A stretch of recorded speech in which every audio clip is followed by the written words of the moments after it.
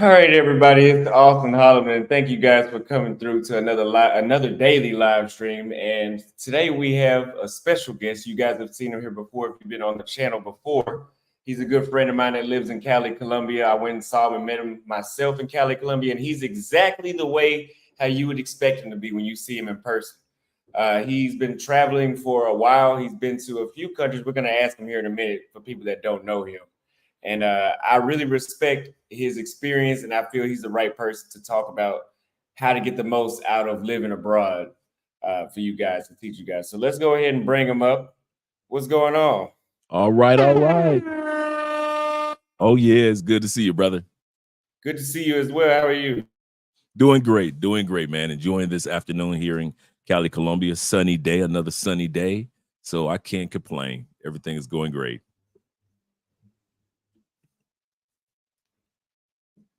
Can you hear me?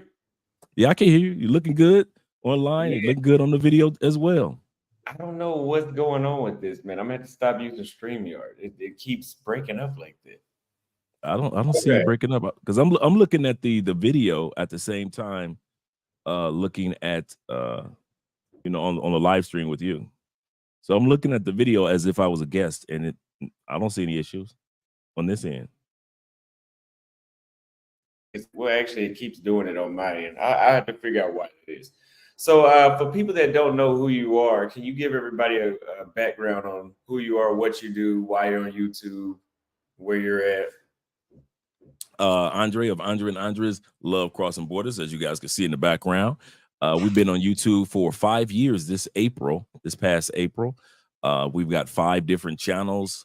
We have other business ventures as well. I moved to Cali, Colombia in 2019, November 26th, like right before the pandemic. And so what we do on our channel, we not only help you find love across borders, but we also help individuals fall in love with the borders that they cross. Some guys aren't looking for a woman, but they're just looking for a country. And we assist individuals in regards to being comfortable with their transition to a new country. And that's basically what we do. Okay. And did you mention how long you have been living abroad? I've been living full-time abroad going on about 6 years. How it started was I saw Jabril, Passport Heavy, one of his videos in 2016, 2017. Then I started getting turned on to TaylorMade Dreams. Shout out to TaylorMade Dreams. Then I got turned on to this young YouTuber who had just started Ace Live, and he hadn't even had 200 subscribers yet. And so what ended up happening is Ace and I hit him up basically in his comment section. He was brand new. And I told him that I was wanting to come down to Medellin, Colombia. I'd already had Colombian friends in Tampa. I lived in Tampa for 14 years. So Tampa is a hub for Colombian individuals that I moved to the States. So a lot of my friends are in the States are from Colombia, Venezuela, Peru. So I'm already used to that atmosphere. And when I reached out to Ace, he was like, "Hey, brother, I'm happy. Come on down. I'll show you around." And then the rest, basically, as they say, is history. Because I had already planned on moving down here, and then in my plans of moving down here and getting everything in order, I had met different Colombia women, really good women, and I eventually met my current wife, Andrea, that many individuals know.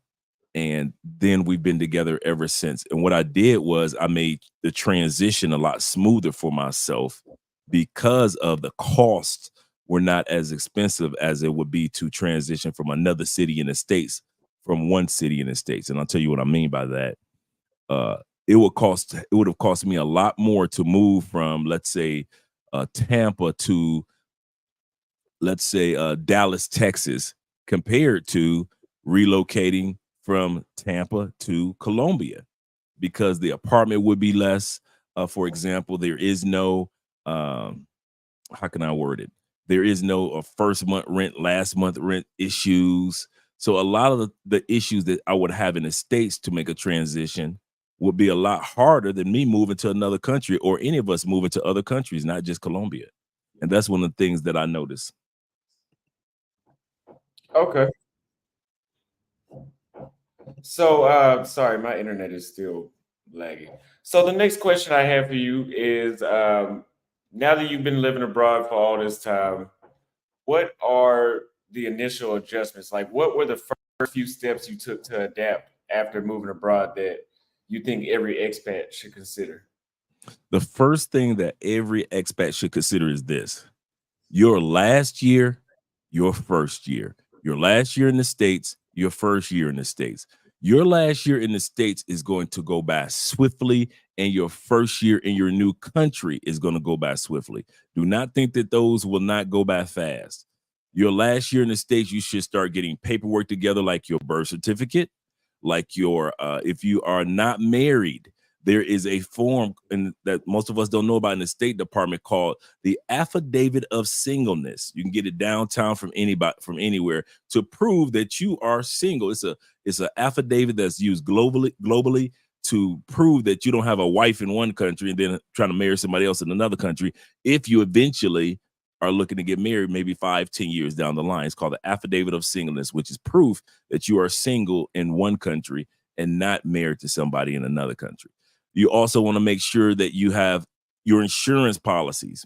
Make sure that you got, I don't care if it's a cheap insurance or an expensive insurance. Make sure while you're in the States, get your insurance policies, because you can't sign a U.S. insurance policy outside of the U.S. So while you're there, get your U.S. Life insurance policy taken care of. Also, when you're about to leave the States, make sure you got all your medical records or your dental records. You know, if you got braces, things like that, make sure that you have any medical records that you may have. Now, if you don't have any, cool, that's great. But if you're a person that does have some, make sure that you have a copy of those things to take with you as well. So your last year, you're just going to be gathering things. Also, your last year, 90% of the stuff that you plan on bringing with you, you will not need. Yes, most of the countries that we're going to already have everything that you need. Austin, when I came to Colombia, man, I come with like 35 toothpaste, 15 toothbrushes. I'm coming down with gigantic Walmart crates and carts. I'm walking through the airport. They're actually thinking I've got so much stuff. True story. They thought I was selling this stuff because when I came in, I had so many Walmart crates, carts, and everything. They were like, what? I had to show them my lease to my apartment to let them know that I was moving down here. And then Andrea had to come in to I ended up having to pay like $100,000 tariff fee to actually get my luggage in because I had so much stuff and it looked like I was actually going to sell all this stuff. 100,000 pesos. Which is only $25. Oh, okay. You know, with the Colombian dollar, you always, to understand in English, this is what we do. With the you always take the last 3 zeros off, divide by 4. Last 3 zeros off, divide by 4. And that's how you know calculating the Colombian pesos. Just take the last 3 zeros off and then divide by 4. So 100,000 pesos is only $25. So paid the $25, got into the country, and then here's the crazy part, Austin. 90% of the stuff that I brought with me stayed in those crates for almost 4 years. Didn't even need them. Didn't even need them. So, and this the irony of it, I call myself packing and unpacking 5 times. No, I don't need this. But I will need it. No, 90% of the stuff that you think that you're going to need, you're buying it because you think that their new country might not have those things. And then you get here, you found out, for example, with Colombia and other countries, Amazon delivers. You find out that they have their own version of Costco's, which is PriceSmart. You find out that they don't have Dollar Tree. It's called Dollar City, but it's the exact same store. So a lot of things that you panic about really needing in your new country, don't panic, because 9 times out of 10, whatever you had for your daily life in the States or in Canada or UK is in the UK, you probably have that in your new country anyway. Don't make the mistake I made. Okay. So my second question is cultural integration. How do you approach blending into a new culture without losing your cultural identity? Or would you say that's common for people to lose their cultural identity? To a certain extent, you will. You will, just like a person come to the United States takes on certain cultural identities to acclimate themselves to the States or to Canada or to the UK. So it is we pick up certain characteristics, certain for in Spanish, certain slang words. We pick up certain ways to eat. Like you were like, I remember the episode you had when you were in Africa and you were eating with your hands for the first time. It's those little things that even though you're American, you'll still pick up certain traits or qualities of your new country. And you want that. You don't want to just be 100% of you. The reason why you got your passport, or any of us got our passports to travel, is to learn new things, new cultures, new way of how people do things. Even you acclimate how to handle women, because how women are in the United States, and you try to handle a woman in Chile or Brazil the same way you deal with women in the States, it may come across different as far as communication. So you still have to find yourself to a certain extent giving up a part of who you are as an American to be able to acclimate to the community of your new country and your new city. I would agree. I would agree. While you're answering the question so well, I can't even ask a follow back question for that. Okay. So, what parts of what did you have to give up about your cultural identity? Like, what were some things you had to unlearn or adapt to in being in Colombia? Oh, I got a laundry list. First of all, uh, the misinformation about other cultures. uh, you sit back, you come to a new country, and you find out that most of what they told you back home in the United States about a country was a lie. What they told you about modern day Germany, what they told you about Asia, what they told you about South America, you find out that some of the stuff is true, but 90% of it, what you assumed about South America, is trash. That's the first thing that I had to give up, was my misconception about life in South America. Remember I just said I brought all that other stuff, boxes and bags and carts of stuff, because I had a misconception of what South America was. Even though I already had my apartment down here waiting for me, I still had a misconception. So I had to get past that. The second thing I had to get past, or give up as far as who I was as an American, was how I dealt with my voice, my tone. As you will know, people in South America, other than sports or in the club, they don't talk loud. They're not loud people unless they're at a party atmosphere, or they're at a sporting event. South American people don't yell. You rarely hear them yell across the street. But then you see us Americans, it could be three of us, and we are the loudest ones in the neighborhood. So I had to learn to kind of like tone it back in regards to my tone of how I speak, because here in South America, when you speak loud as an American, it is considered also rude. And now I look at other Americans when they walk into a restaurant, and I kind of like turn my head around like, I'm not one of them, I'm not one of them, I'm not one of them. Because you see how loud, especially sisters. Shout out, well, we love your sisters, but you ladies are extremely loud in other countries. And you don't realize how loud people are while you're in America. But once you leave America and you see how every other country's tones are in public, you start to realize, okay, it's time for me to bring that down a little bit. Have you ever noticed that? Yes, I've noticed that we stand out very easily when it comes to our volume on how we speak and the things that we choose to say. The way how we Yeah, look at things is completely different. We definitely have a different mindset. So, yeah. about language barriers, can you share some effective strategies for overcoming language barriers when you first moved to a country? If you are like me and your Espanol is muy mal, trash, right? You have to get to the point where be comfortable with the fact, I'm going to a country and I don't know their slang yet. I might know a little bit of Spanish, or I might know a little bit of Portuguese, or whatever the language is. Be all right with just starting with the little bit that you have. Remember this: communication is 85% body language. Global communication, 85%. Everybody on the planet knows what this is. Everybody knows what this is. Everybody knows what this is. Everybody knows when you kind of describe something, when you're using hand gestures.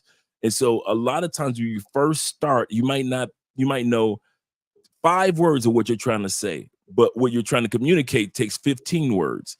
Don't feel uncomfortable because people are okay with the fact that you're trying. That's the one thing that I can say, and I know Austin can attest to this when it comes to other countries. They appreciate the fact that you're at least trying. And women think that it's attractive because you are trying. Oh my God, he's trying to learn. Let us school him, girl. Let me be the one to groom him. So they want to feel like the ones that they taught you their language or taught you about their food or their culture. So don't feel uncomfortable if you go to a country and when you initially start off, there's a language barrier. That's cool. You know why? Because you are on learner mode. Even if you go to another country and you know the language, now you got to know the slang of that city. I'll give you a story, Austin. A partner of mine who's always in Medellin, he has a girlfriend in Medellin, and they were having to communicate a conversation. And she turned to him, she said, "When'd you go to Bogota?" And he said, "Girl, I ain't never been to Bogota." Now he know he lying. "Girl, I ain't never been to Bogota. What you talking about, girl?" She said, "Babe, that slang that you just used, they only use that in Bogota, Colombia." She said, "That's come I know when you went to Bogota." Uh, I don't know what you're talking about. But he knows that he had gone. In other words, even though you learn the basic Spanish or the basic language of that area, there's some slang to learn in those particular areas, just like different slang that goes on in different parts of the United States. Feel comfortable with that. Don't panic. Don't have anxiety because of your first year or second year of not knowing everything, even when it comes to the language. So, what would you say are the difficulties you ran into personally with the language barrier? I could easily say once I walk out the door, I still deal with language barrier in the sense of there are business aspects. For example, some of you guys may be excellent in Spanish, but when it comes to contract negotiations or when it comes for example, signing a lease, you might be lost. Or you might be an individual that's good at speaking Espanol or speaking a foreign language, but you don't know how to read or write in that foreign language. So that's another learning curve that I found myself being involved in, is still learning uh the writing part, leer. So some people can read Espanol, but they're not good at speaking Espanol or whatever language it may be. At the end of the day, you're still going to be involved in a lifetime of learning. And that's what you wanted. Guys don't realize this. Ladies don't realize this. You signed up for a new life. And since you signed up for a new life in a new country and new experiences, expect that learning curve to be there. Don't panic. Don't trip on it. Now, a lot of guys will say, "Well, Andre, you have an English speaking wife, so you're good." Andre is not with me 90% of the day. I've been living here for 6 years. 90% of the time, my wife is not with me. So my closest friends are Colombians. So I have had to learn to communicate with them. And it's kind of funny. The Spanish that doesn't kick in when I'm around my wife, Austin, it suddenly kicks in when I'm around all Spanish speakers. And now I understand what they're saying. They understand what I'm saying. So do realize, don't think that you can marry somebody or date somebody that's an English speaker and you can use them as a crutch.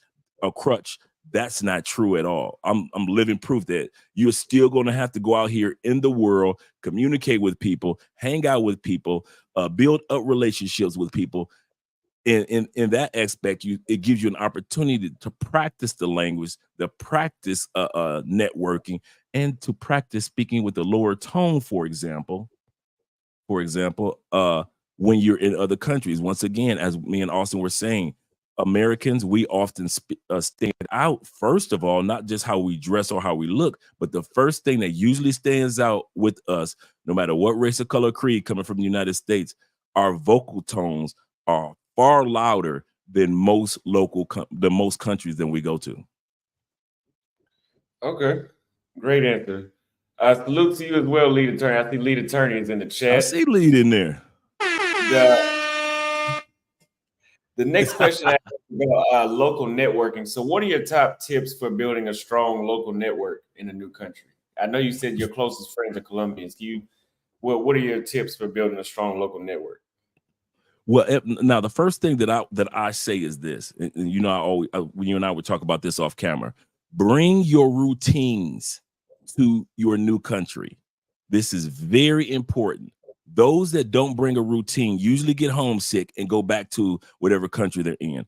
What do I mean? If you go to the gym in the States, go to the gym in your new country. If you're a reader and you'd like to go to the library in the States, go to the library in your new country. Get a library card in your new country. Whatever it is, I'm a public speaker. I like to play golf. We got 2 amazing golf courses here in Cali. I like to bowl, even though I'm horrible. So I'm going to the bowling alleys in Cali.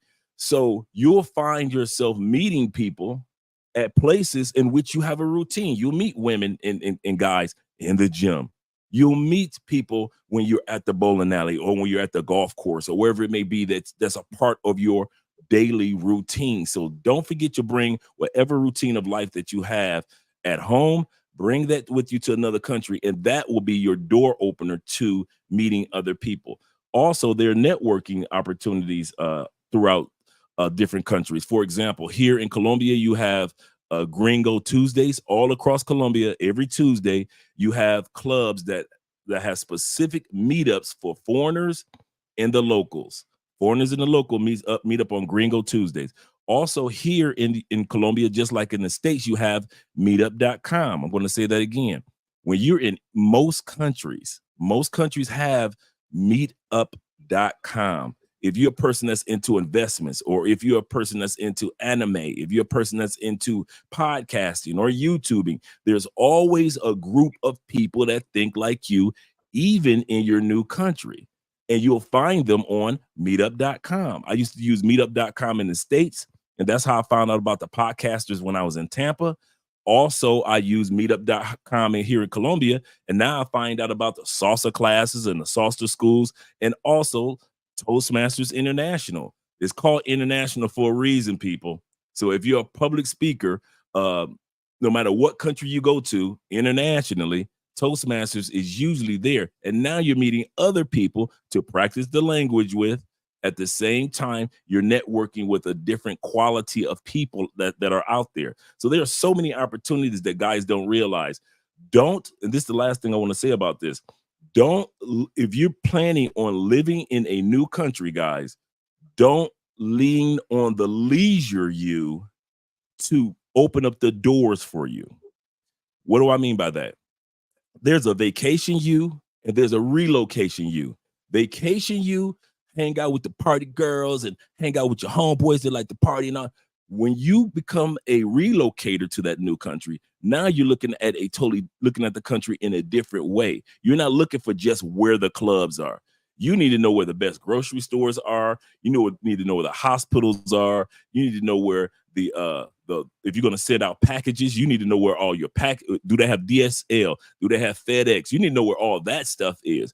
The everyday local people that you become cool with will show you that. The party people that you hung out with when you were partying in a vacationer, they're 9 times out of 10 are going to show you that. They can tell you where the clubs are, they can tell you where the brothels are, but they won't necessarily be the ones that you want to use to share to find out how to find out where the local if you want to go to the local armory and you're like, you know what, I want to get a firearm or whatever it may be. So you're like, okay, let me find out where do I practice. You'll find out all that information from the locals. Why? Because now you're a relocator and not just a vacationer. The quality of women will be different. Why? Because the women that deal with you as a vacationer, as a guy that's only there for like 2 days to 2 weeks, going to be completely different from the women that come your way because you're a relocator and you're officially living in that country now. So it'd be a completely different breed of women that you're going to meet. So that's why I always say, guys, be ready to realize that there's a difference between the two, the vacation you and the relocation you. Wow, that was an amazing answer. I was learning, and I've been living abroad, and I was learning from you just now.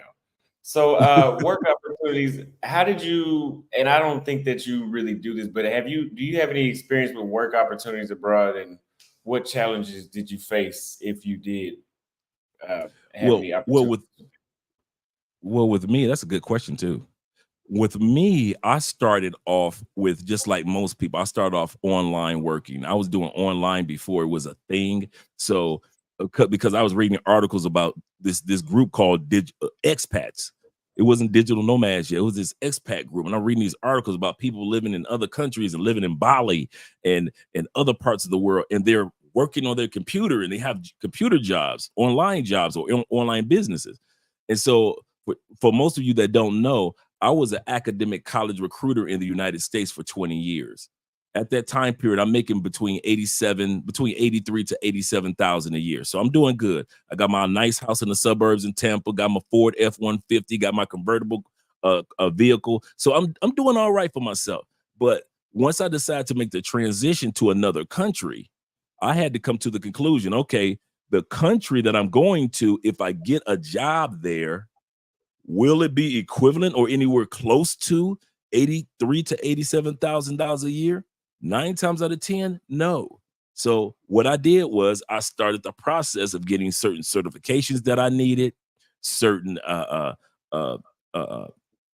job experience that I needed to begin the process of working full time online. Like I said, this long before COVID, where they forced you to work at home. And so what I ended up doing was I said, okay, now I put my resume out there. Now I'm ready. Put my resume out there, got hired, and now I'm hired already. But check it out, Austin. Before I did all that, because it took me 3 years between the time period I'm sitting in my cubicle saying I'm moving to another country. It took me 3 years later to where I was officially moving to another country. November 26, 2019, took me 3 years. So between that window of 3 years, I was doing preparation work, getting my online job opportunities, getting hired. I got this apartment here a year before I moved full-time into Colombia. Why? This apartment is a 2-bedroom, 2-bathroom, as you well know. You've been here. 2-bedroom, 2-bathroom, 12-foot vaulted ceilings. I took you to the terrace up top to see the $1 million view that we have. We've got security downstairs. We've got a parking garage. We've got the brand new washer and dryer units. The building is only 3 stories high, so we don't have a bunch of tenants around us. We're right next door to the Lemon Tree Park, as Austin well knows. We live in a really quiet, upper middle class neighborhood. This also includes cable, Wi-Fi, and utilities. We only pay $425 a month. So I'm like, wait a minute. You telling me all I got to do is just cut back on my cigars and my brandy in the States, and I can have a whole apartment waiting for me in Colombia every time I come down? So that's what I did. So a year before even moving full-time to Colombia, I already had a place here. Now, during that time period, I'm buying furniture here, buying the television there, getting this here, getting that there, so forth and so forth. But what I did was I made the step. A lot of guys will sit back and say, well, since I'm not going to be in Colombia full time yet, ain't no use of me getting an apartment yet. That me getting an apartment helped solidify my decision, Austin, to move to another country. And it was only a $425 a month solidification. Also, if I could not afford, think about it, if Andre as a grown man could not afford $425 a month extra in my income in the States, making $87,000 a year, I'm doing something wrong, and I don't need to be moving to another country anyway. So me getting the apartment early helped me solidify and verify I'm making the right decision. Yeah, whenever you add financial responsibility, it does solidify things a lot stronger, which I actually need to do that. There's a couple places around the world that I need to actually just say, let me go ahead and actually plant my feet here and get an apartment here and make myself responsible. But I don't know. I guess I can't do it because I'm like, oh, I'm only going to be there 2-3 months out of the year. Like I only be in Kenya 2 or 3 months. I'm like, do I really want to waste it? But when you talk about $400, that's wastable. That's wastable. $700 is wastable too. But right, I just need to go ahead and do it, and I'm working on that now.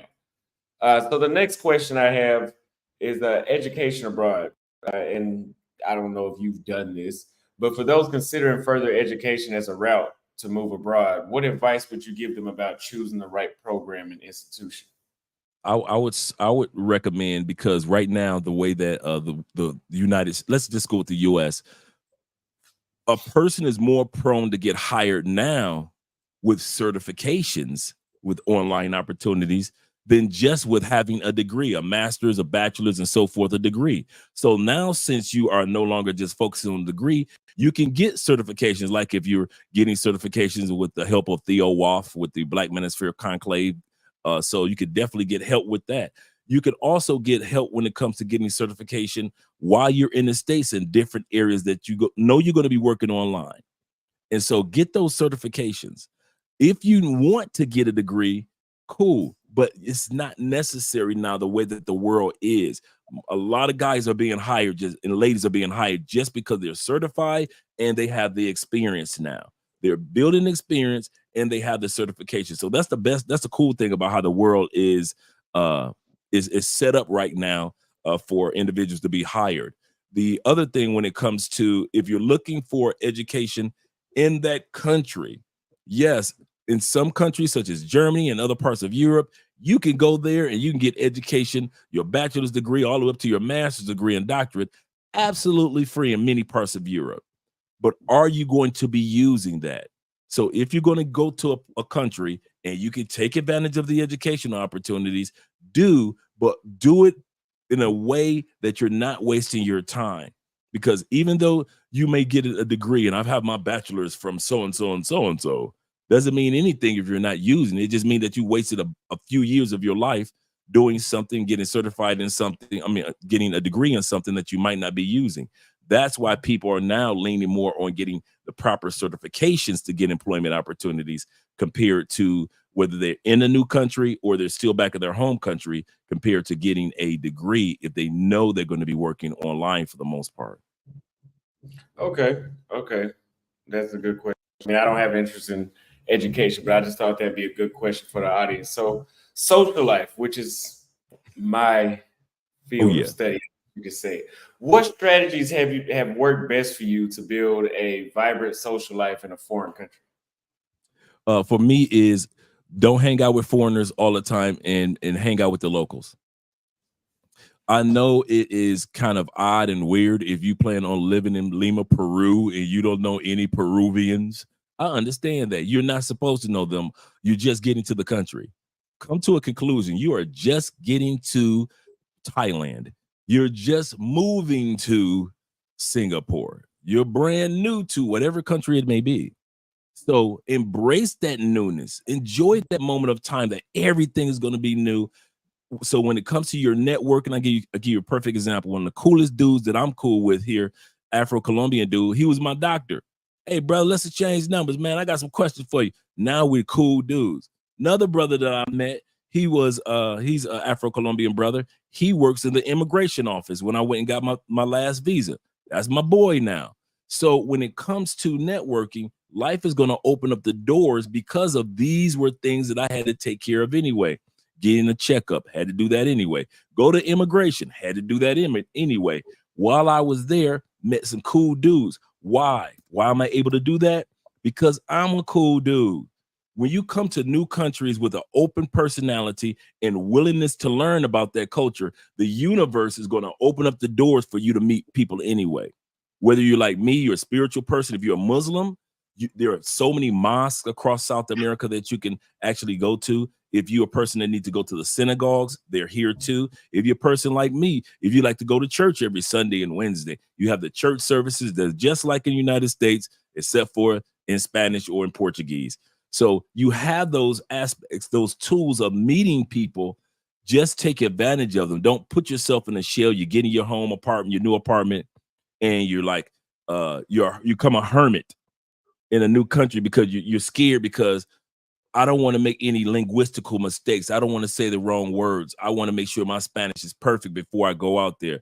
Brother, the only way your Spanish is, or your Portuguese or whatever language it is going to become perfected is for you to get your butt out there.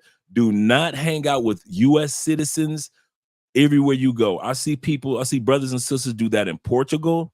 They'll hang out in a pool of brothers and sisters from the States in Portugal. In Medellin, Colombia, they do that. You have this pool of brothers that'll hang out mostly with brothers from the States. You have brothers in Brazil. You hang out with brothers from the States. It's cool to spend maybe 1 day, maybe 2 days out of the week or the month hanging out with Americans, but you move to a new country. So therefore, it's time for you to start getting close with the locals who can show you how to experience the country better than anybody else. Nobody can tell you, no expat that lives in the country, he's been living there 20 years, can tell you better about your new country than the people that were born in that country. Those are the people you want to hang out with. Would you say that you had a better social life in Colombia, or I guess abroad, or in the United States? It's kind of funny. My social life in Colombia is parallel to the one that I had in the States. Remember, I said I was already hanging out with Colombianas and Colombian brothers in Tampa, in Orlando. So my friends were already Puerto Rican, Afro-Colombians. The first Afro-Colombians that I met was hanging out in the Latin clubs. And so, you know, you in the Latin clubs and you learn in Puerto Rican salsa, and you all of a sudden you see these sisters come in, you think they from the States, and then all of a sudden you start communicating with them and you find out they're from Colombia. You're like, what? They got brothers and sisters in Colombia? And now you come down and you realize it's the norm. So my experience is just a little bit different from the average person. But let's look at it from the perspective of a person that has a social life in the States. Remember, as I mentioned before, bring your routine and it'll help you introduce yourself to other people locally.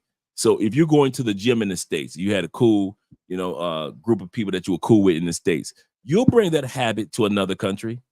If you're a guy that you only deal with positive women, you'll bring that habit to another country. You'll find yourself gravitating and being pulled towards positive women.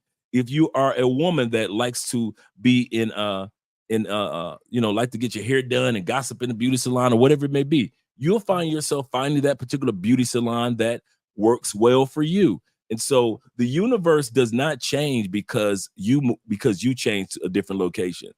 Who you are is going to follow you no matter where you go. If you're a jerk when it comes to friends in the States, guess what you're going to be in another country? You're going to be a jerk to your friends. If you are a hermit, a person that really standoffish and you aloof in the States, and you kind of like introvert, you'll be an introvert in another country, and you're trying to learn their language at the same time. So you really make your situation problematic. So be ready to make some changes if you want to be a part of a good network of people in the new country. Agreed. Okay, so number 8 is dating abroad. So can you discuss some unique aspects of dating in the country you're in right now, which is Colombia, compared to the United States? Like, what is the cons and the The pros? night and day. Compare and contrast is what I'm trying to say. Yeah. Well, in the United States, I can say this: sex and sexiness is a lot easier in the United States than it is in other countries. Ladies, I love you, but it's true.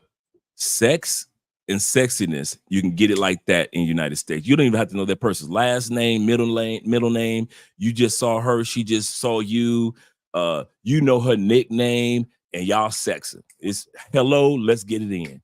You can get a sexy woman in the States, and you can get you some sex in the States if you can't get nothing else. If you can't get a hello, you can get you some sex and sexiness. So that's a given.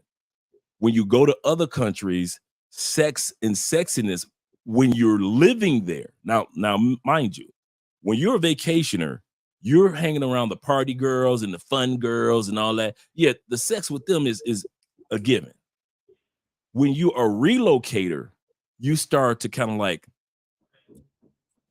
of be more strategic with the quality of women, or in ladies' case, the quality of men that you find yourself being around. So now you say, okay, now I want to be around a different quality of woman. I'm not vacationing down here. I live here. I don't need to be around party girls all the time. Now I'm going to find myself with a different quality of woman. So now in Colombia is not a hookup culture at all. Colombia women, it amazes you. I've interviewed several Colombia women, and they will tell you none of their friends or any of them have ever had a one-night stand. One-night stands in the United States is a term that we use flippantly. But in many countries, it would surprise you. You are not going to hit it the first night, guys. Maybe night 3, maybe week 4, but you're not going to get a good woman to smash her that first night. In many cases, the reason why, because they don't want to be seen like you see the party girls. We're not one of her. And like in my wife's case, she's like, I don't want to dishonor my father's name. I don't want to be known as Andrea Wallace, the girl that was out there wilding out. So she's like, I don't want to dishonor my father's last name. So that's why I'm not like that. And so I find a lot of women down here that don't hook up with dudes the first night. Now, will you eventually get her? 9 times out of 10, if she's into you and you're into her, yes. But the first night, most of them, no. Party girls, yes, you can get them anytime. But once you're living in countries, you don't want a woman that you're going to be serious about. If you're serious about the country, you're serious about the ladies, you don't want the same results that you were getting in the United States. Secondly, when it comes to approach, it is so easy for guys to approach women in Colombia. I remember when you were here and we were at the grocery store. Remember the young lady at the grocery store, and you just walked up to her, asked her for her IG information, and you guys exchanged, bada bing, bada boom. That's how easy it is to approach women in Colombia. It's that easy. But this is the part, Austin. We have been so tarnished in the United States when we approach you. No, don't come my way. We're so tarnished with this childish behavior when we approach women that when we go to other countries, we're shell shocked. It takes a dude a few minutes to realize, did she just really give me her number in Brazil? She gave me her number. Back in the United States, it would have been, in the States, what I love about other countries for the most part, and I'm not coming down on the sisters in the States. I'm just, comparing the two. I'm a Libra. I put it on the scale, ladies. In the States, you sometimes have to come up with, before, as you're walking up on her as a man, you're like, okay, if she say this, I'm gonna say this. If she says this, I'll say this. If she said, you see what I'm saying? You got to have your game face on when you're approaching a lady. Do I say, excuse me, mister, this one? Do I say to this one, hey, babe? Or do I say to this one? You have your game. In other countries, you don't have to go through that mental dance as you're walking up on a woman if you're interested in her. One of my, you see where I'm going with that? Yeah, no, it took me actually about a full 12 months to actually start cold. Looks like you froze for a moment on my end. Actually, just now. What did it freeze? No, it did. I think it was me. Okay. Well, yeah, after about 12 months, I actually got in a habit because I used to cold approach in the States, but the way how they responded after so much time, I eventually, like you said, just went into a shell and I stopped. And I got to the point I was like, okay, now they just got to make the move. They got to give me a signal at some point. I've never been afraid to cold approach, but it just put me it discouraged me for a while. And now I'm back doing it. I approach whoever I want to talk to. And I will agree.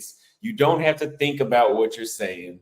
You don't have to, let me be clever in this way. Just be natural and just talk to like a regular person. Like they're regular, because they are regular people. Talk to them like they're a regular person and, just flirt with them in a very natural way. You don't have to think of these pickup lines and strategies just to communicate with them. No. And if you notice this, they think that you're playing games. You're not serious. You're just another foreigner coming to their country to use them. Yeah, that's how they look at guys that come with the lines and the games and the slickness and look at my money, look at my go. You come with that in South America, A, you're going to get used. B, they're not the good one that you really wanted. She's not going to take you serious because she's going to think, see, he's coming with those American games. He's just another American that wants to come down here, use us South American women, and then go back home. So you're not looked upon as serious if you come with game. But if you do just like Austin said, just be yourself, be a regular person, all of a sudden the doors open up for you. I use the direction technique.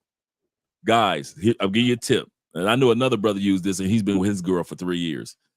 How I met my wife, I approached her and I asked her, would you happen to know where any museums are around here? I'm just moving. coming down to Cali. I don't know anything about it. Next day, my wife was taking me on the date to the museum. And then she took me to a couple of other landmarks. Another guy that I was just telling you about, he walked up to his girl at the bus stop and asked her, "Excuse me, would you happen to know where the bus stop is?" Now, this brother didn't want to know where the bus stop is. He was at the bus stop and he knew it, but he needed that moment just as an icebreaker. And they've been together for 3 years. So just a regular conversation, just because South American people like helping people. So to ask for directions, sure, I'll help you out with that. No problem. And now you've got her number or her IG and you take it from there. But to sit back and try to come with this game and I'm a player and look at me, I could throw money in the air. No, that may be the vacation you. We're talking about the relocation you. You're going to live in this city or live in this country. So now you're going to come with a different approach to the local ladies than you would if you were just a dude that's going to be here 5 days and you're in a rush for everything. Yeah, exactly. I would agree with everything you just said. Thank you for that. So cost of living, how do you manage finances effectively in Colombia, or I guess traveling in general? Well, let's stay in Colombia since you're living there, especially considering the cost of living in the currency exchange. First thing that I've mentioned people is before you go to a country or as you're going to that country as a tourist, begin the process of finding out how much it would cost you per month to live in that country on the side of the city and in the particular city that you want to be in. I give you a perfect example, Austin. Medellin, Colombia is 40% more expensive than Cali, Colombia. Bogota is 40% more expensive than Medellin, Colombia.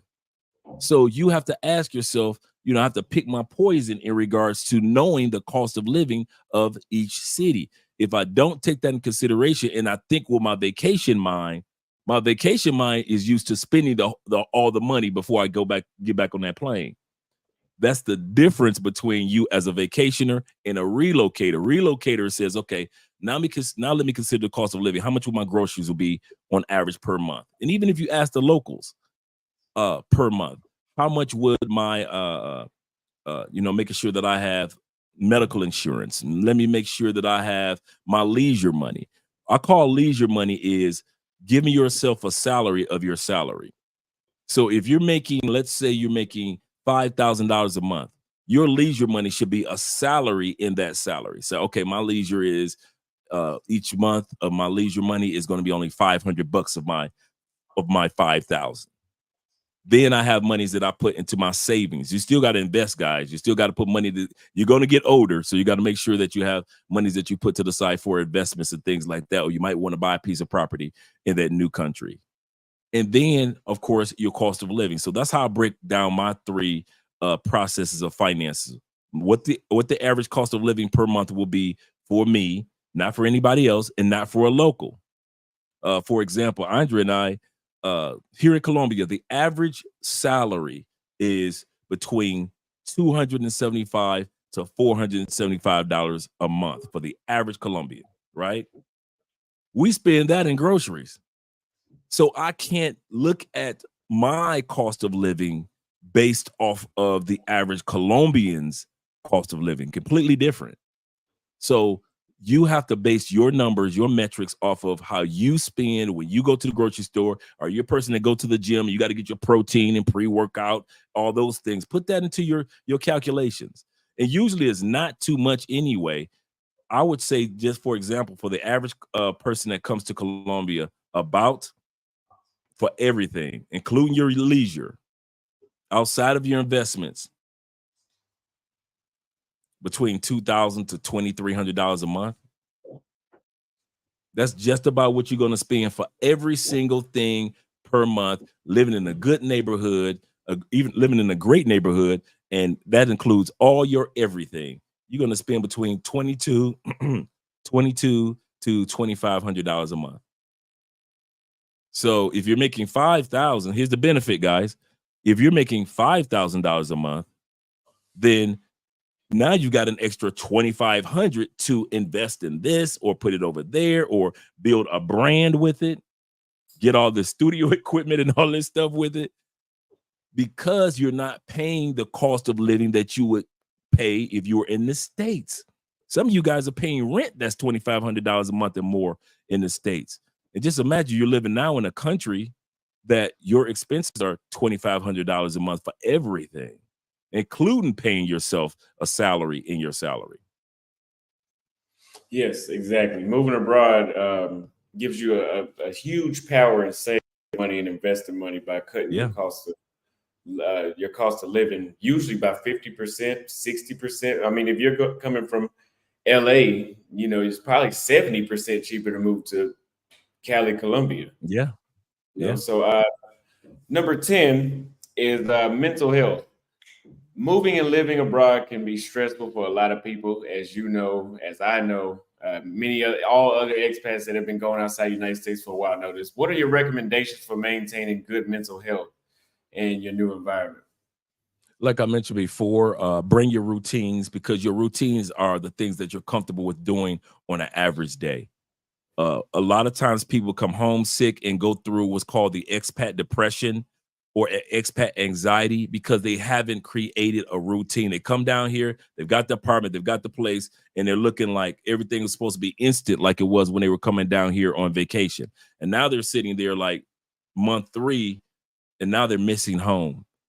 The girlfriends, their homeboys, their just the home atmosphere of college football, whatever it is. They're just missing the atmosphere of the United States or Canada or UK because they did not bring down the daily routines that they would normally do that would allow them to say, you know what, I I, I can do this. I'm good with this.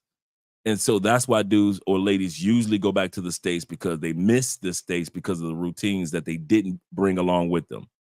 For mental health. The other thing is find something new to do that you always want to do. In the United States, man, you're a worker bee. Let's be real. You go home, you go to the gym, and you get some sleep. You go home, you go to the gym, get some sleep. You might find a little sex in between there through the week, and that's just about it. We're programmed to be worker bees and spender bees. We're programmed to make the money and spend the money. That's all it is, and make more and spend more. That's how it is in the United States. But you have always wanted to create a brand of something, whether it be an online channel, whether it be you want to write a book, whether it be you want to create a course. There was something in you always want to do. Learn that guitar, play that piano, but you just didn't have the time. Now you're in your new country. Add that to your routine, that thing or those things that you always wanted to do. You always told yourself, you know what? I like to work out, but I never had the time to get off into fitness competitions like I always dreamed. I just wanted to be in one competition. Didn't want to win. I just want to be in a competition. Well, now you're in a new country. Now you can focus on getting your body to the point and getting the right trainers to be involved in a fitness competition like you always wanted. So bring your routine. Create something new that you always wanted to do. Go for it. Whether it be learning 2 or 3 languages. In the States, you're like, I ain't get a chance to learn Spanish like I wanted to, or Portuguese like I wanted to. Now you're in the new country, and if you're adding about it more than I am, you can become proficient in another or several languages. So that's the cool part of relocating to another country to get over some of those mental issues. Routine, going after a new goal. The other thing is, it is the spiritual side of it. There's a spiritual side to all of this. So meditation, prayer, reading, quiet time when you're just walking, the exercise, changing your diet. Because think about it, over 126 foods in the United States are illegal in other countries. I'll say that again. There are 126 foods that you guys eat every day, including your pork, including your chicken, including your beef, that it is illegal to eat Americans' beef, pork, or poultry in other countries. So now you're eating in countries where the eggs or the beef is natural. So even your diet has changed. And so you find yourself changing how you eat. Now you're getting more healthier. You're feeling more good about yourself. Now you're getting a better sleep regimen. All these things taken consideration help you out with your mental transition into the new country. The last thing I want to say is make sure that you don't go to a new country comparative shopping. Yeah, we do that in the United States, keeping up with the Joneses. You know, you see your neighbor with a new truck, you want to get that new truck. Don't do that when you go to another country. Do not compare the United States to your new country. Why? It's your new country. If you want the United States, keep your happy butt in the States. But if you want a new country with new experiences, don't compare the United States to that new country. And here's the irony: what Austin and I and a couple of other guys often talk about. Hey guys, just in case, I already told you, my español es muy mal. Hoy estudiando español. But other than that, my Spanish is, like I said, it's bad. And today I'm studying it. So be prepared for your boy to have a little bit more Spanish, because I'm studying. I'm using Pimsleur now, the Pimsleur app, to help me out when it comes to my Spanish, because my in-laws and family and even Andrea are like, come on, Andrea, you got to get your Spanish together, man. You've been here too long now. So I have no problem with and I'm not ashamed of what all what I've accomplished, even though my Spanish has not been up to par. But as I was saying, when it comes to moving to another country, don't comparative shop the United States to your other country, because I'll tell you something, 99% of what you have in the United States, other than the illegal stuff, the GMOs, foods and everything, you can get in most countries. Most countries got Amazon. Most countries got the same electronics that you got. Am I kidding? They got Jordans. They've got Adidas. They've got most of the stuff that you are sitting back saying that if I move to another country, they might not have. They've got computers. They've got cameras. We treat other countries as if we leave the United States, you're going to be leaving back iPhones. You see what I'm saying, Austin? Yeah. People make the assumption of thinking that they're going to be leaving back so many products that in Colombia, in the United States, is called Dollar Tree. Literally the same franchises here in most countries. It's called Dollar City. In the United States, it's called Costco's or Sam's Club. In Colombia, right down the street, the same franchise is Price Mart. It's in DR2. In the United States, it's called Home Center and Lowe's. Here in Colombia, it's called no, my fault. In the United States, it's called Home Depot and Lowe's. In Colombia, it's called Home Center. Literally the same products, literally the store set up the same way. They're selling wood to you just like they're selling other products to you, just like Home Depot and Lowe's. You're not missing anything. And so to sit back and come to another country and comparative shop, that hurts guys too, because I remember my first year of driving, Andrea told me, she used to tell me, Andre, but we're not in America. Andre, but you're not in America anymore. Because I used to say, but in America, we drive like, in America, now I keep my mouth shut and I'm on the road enjoying my experience in a new country. I stopped comparative shopping. I stopped comparing how America drives to how the rest of the world drives. And then I found out this, the funny part, Austin, before I kind of wrap this part up, most of the world drives the same. America is the oddball. We think that America is the norm, how you're supposed to drive. No, the other 96% of the world, they basically drive the same. Not America and not UK. America, UK, and Canada drive a certain way, and the rest of the world, they drive the exact same way. And we call how they drive crazy. They're driving crazy. Well, the other 96% of the world are looking at us like, what are you doing? Nobody drives like that. And so now that I'm in another country, I understand how the rest of the world, the majority of the world drives and behaves compared to how the little 4% population of the United States drives. And when you hear me say 4%, that means that the U.S. population only makes up 4% of the planet. Okay. Yeah, that's a good answer. So let me read a couple of these super chats really quick. Naman Manga says, Andre, I hope you're ready for Armenia Pereira. Oh, we love it. We've been there several times. It's a small town outside of right between Medellin and Cali. Really nice. I'm sorry, say that one more time. It was frozen on my end. It is those are small. That's the coffee region. It's a coffee triangle. You have Armenia, you have Pereira, you have Manizales. Manizales is Colombia's college town. If you want to become a doctor, a lawyer, they've got five university in this small city known as Manizales. It's really nice, and so it's the coffee region. And so this is where Colombians go on vacation. This is where Colombians hang out. This is where Colombians, you wonder where Colombians go on vacation to their country is not to the beach area.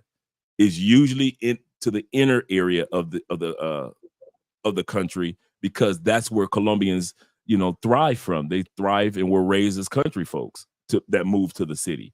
So at the end of the day, when they're on vacation, they go back to the country and enjoy themselves. So those towns that he just mentioned are great towns. Okay. Inspired Truth Broadcast in a $2 super chat from Salcero. Thank you for the super chat. Black Nubian said, I 100% agree. I got a number in the airport. Thank you for the shout out to you, chat. brother. Fearless Travels. Shout out to you. boy. He sent a $2 super chat. He says, shout out to my two favorite travel content creators. Shout out to you as well. Yes, sir. Good man. Good man. Good wife. Yeah. Yeah, we got a $5 super chat from Next Level. He said, if you had a classic car, would you bring it abroad or sell it? Could you share some pros and cons to importing a classic car you own? That's a good question. Here, and I've already looked that up. Here in Colombia, the shipping part is so inexpensive. You can ship a vehicle to Colombia, DR, Mexico, a lot of places, not Mexico because you just drive it across, but a lot of places for less than $1,200. What gets you is the 19% tariff tax once you get to Colombia. So let's say your car is worth $10,000. You got to put an extra 19% on top of that to get it into the country. Let's say it's worth $50,000. You got to put an extra 19% on top of that to get it into the country. So you have to ask yourself, is this vehicle really worth it? And do realize Colombia is a country of car shows. This is what a lot of guys don't know about. Classic car shows. A lot of classic vehicles that you can purchase down here in Colombia, as well as you can get Ferraris and everything else, and Corvettes and all those vehicles here. They're going to be having the Tesla's Cybertrucks here early next year. The Tesla Cybertrucks will be here in Colombia. So as I always say, a lot of stuff that here in Colombia, they've got the e-cars and the e-vehicles, just like in the States. But classic cars, I'd sell. If it were me personally, I sold my motorcycle. I had a Honda VTX 1100. I sold my motorcycle. I sold my cars, my Honda X1, my Harley Davidson edition, a Ford F-150. I sold that. And so you have these nostalgia feelings about these vehicles, but you sell them if you're not going to live in the United States, or if you're not going back to the States that often. So if you're a person that going back to the States really often, you might want to keep it. But if you're a person like me that I haven't been back to the States in 4 years. So I'll be going back in June to visit family. But so for me to have kept a vehicle, it would have been moot. And so it depends on how often you're going to be in the States. And so just sell it and buy you a new classic in your new country. Most countries have amazing classic vehicles that are just like yours and are less expensive than what it would be to bring it over. Okay. So let me see. Is it still frozen? Okay. The next question I have is, we have a few questions left, which is legal essentials. What are some legal aspects that expats often overlook but are crucial for a smooth experience abroad? Okay, cool. That's great. That's a good set of questions. In regards to legalities, like I mentioned, make sure that you bring your birth certificate. Of course, you're going to have your passport with you. Make sure that you get international health insurance. It's called international health insurance. You got IMG has international health insurance. You've got Blue Cross Blue Shield. They have what's called Blue Go. That's international health insurance. So those are the basic things that's on the legal side that you want to have for yourself. As far as you needing a attorney, like a lead attorney or anything, most expats don't put themselves in problematic situations. If you notice this, most expats don't put themselves in problematic situations that vacationers do. Vacationers, somehow, somewhere, we're on vacation. We're like, I got 15 days, I'm acting wild. But when you live in a country, you find yourself kind of just blending in, and you don't find yourself in legal ramifications. Now, let's talk about the legalities also of when you marry somebody compared to the United States. In the United States, you have no fault divorces, and you have major child support and alimony and attorney fees. Here in Colombia, there's no such thing as no fault divorce. Colombia has a 9% divorce rate compared to the United States at 51% divorce rate. Why is that? Because in Colombia, when you get married, and we're just talking about legalities, there's a laundry list of things that a person has to do before you can officially file for a divorce.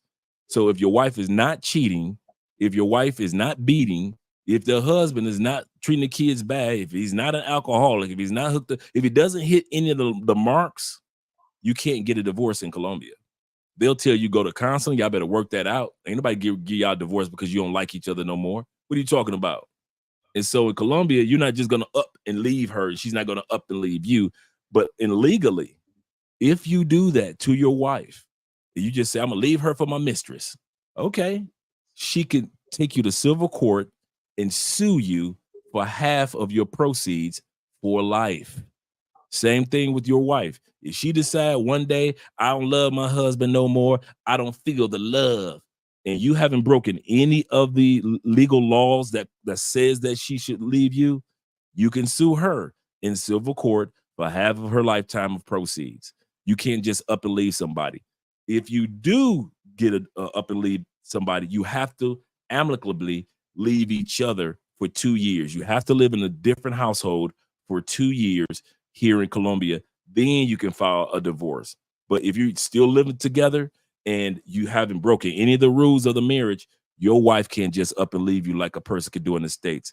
The other thing that's legal in legality here in Colombia is you only separate 50% of what you acquired in the marriage. In the marriage. For example, if you walked into the marriage with 5 million, that's your 5 million after the marriage. If she walks in the marriage with 5 million, that's her 5 million after the marriage. Whatever you acquired together, that's what's split in the middle. And you get your proceeds and she gets her proceeds, and you walk away with whatever you came in with, and she walks away with whatever she came in with. Unlike the States, a woman could just be with you for a few months and she just taking half of what you got. And she getting child support, and she getting alimony, and she's getting the attorney fees being paid for. So you find that being problematic. Also, here in Colombia, when it comes to marriage, it's such thing as we're just talking about the laws. There's such thing as it's a common law country. In other words, if you are living together for 2 years, remember this, guys. Yeah, I got your little Colombian girlfriend. She living in your little apartment for 2 years. Legally, that's your boo. She has all the rights of a wife. That means that when you guys separate, whatever you acquired together, even though you didn't legally marry her, she gets 50% of whatever it is you guys acquired together. She gets 50% of that. So make sure that you guys remember, if you're going to have you a Colombian girlfriend and you got her living in your house for 2 years, yeah, the Colombian courts will say she legally has the right to have half of whatever you guys acquired together. Not before, not all that you had before. Like I said, if you come into the relationship with 5 million, that's your 5 million. But whatever you guys acquired in that 2 years plus of being together, that gets split down the middle. So make sure that you guys don't make the mistake of thinking that, I could just have me a Colombian chick shacking up with me. All right, keep on playing with Colombia. So when you go to another country, you have to know what are some of the legal ramifications that take place. For example, as you well know in Thailand, if you marry a woman in Thailand and you guys buy a house, because she's Thai, she has 51% of the stake in the house. In other words, when she leaves you, that house 9 times out of 10 will go to her because she has 51% of stake in the house compared to your 49%. So a lot of guys make the mistake and get married in Thailand. You in love, you buy a house, and she has been hustling you the whole time to get you to buy a house. And now she's ready to leave you. And according to Thai courts, whoever has the buying power or the selling power, they're the ones that can move it. And since she has that 1% over you, she could take the house, keep it, or sell it. So you have to know the laws of what's taking place in another country. Wow, that was very informative. It actually sounds better. The United States should have that same that the woman cannot get what you had before. Well, it makes me wonder, why do they have it like that in the United States? That why is she entitled to what you achieved before she even knew you or before you even married her? It makes more sense in Colombia. It sounds way more logical. I completely understand it. So that's very interesting. So this is something I'm working on. I know you've already worked on this in Colombia, which is long-term residency. For those considering a longer stay, like you and I, what steps does someone need to secure to get a residency status in Colombia or any country? These are the two major, I was thinking about three, but I would say the two major visas that are taking place in many countries around the world because they're trying to get as many people as possible into their countries. The first one is the retirement visa. We're going to talk about that for a split second. And the second one is the digital nomad visa.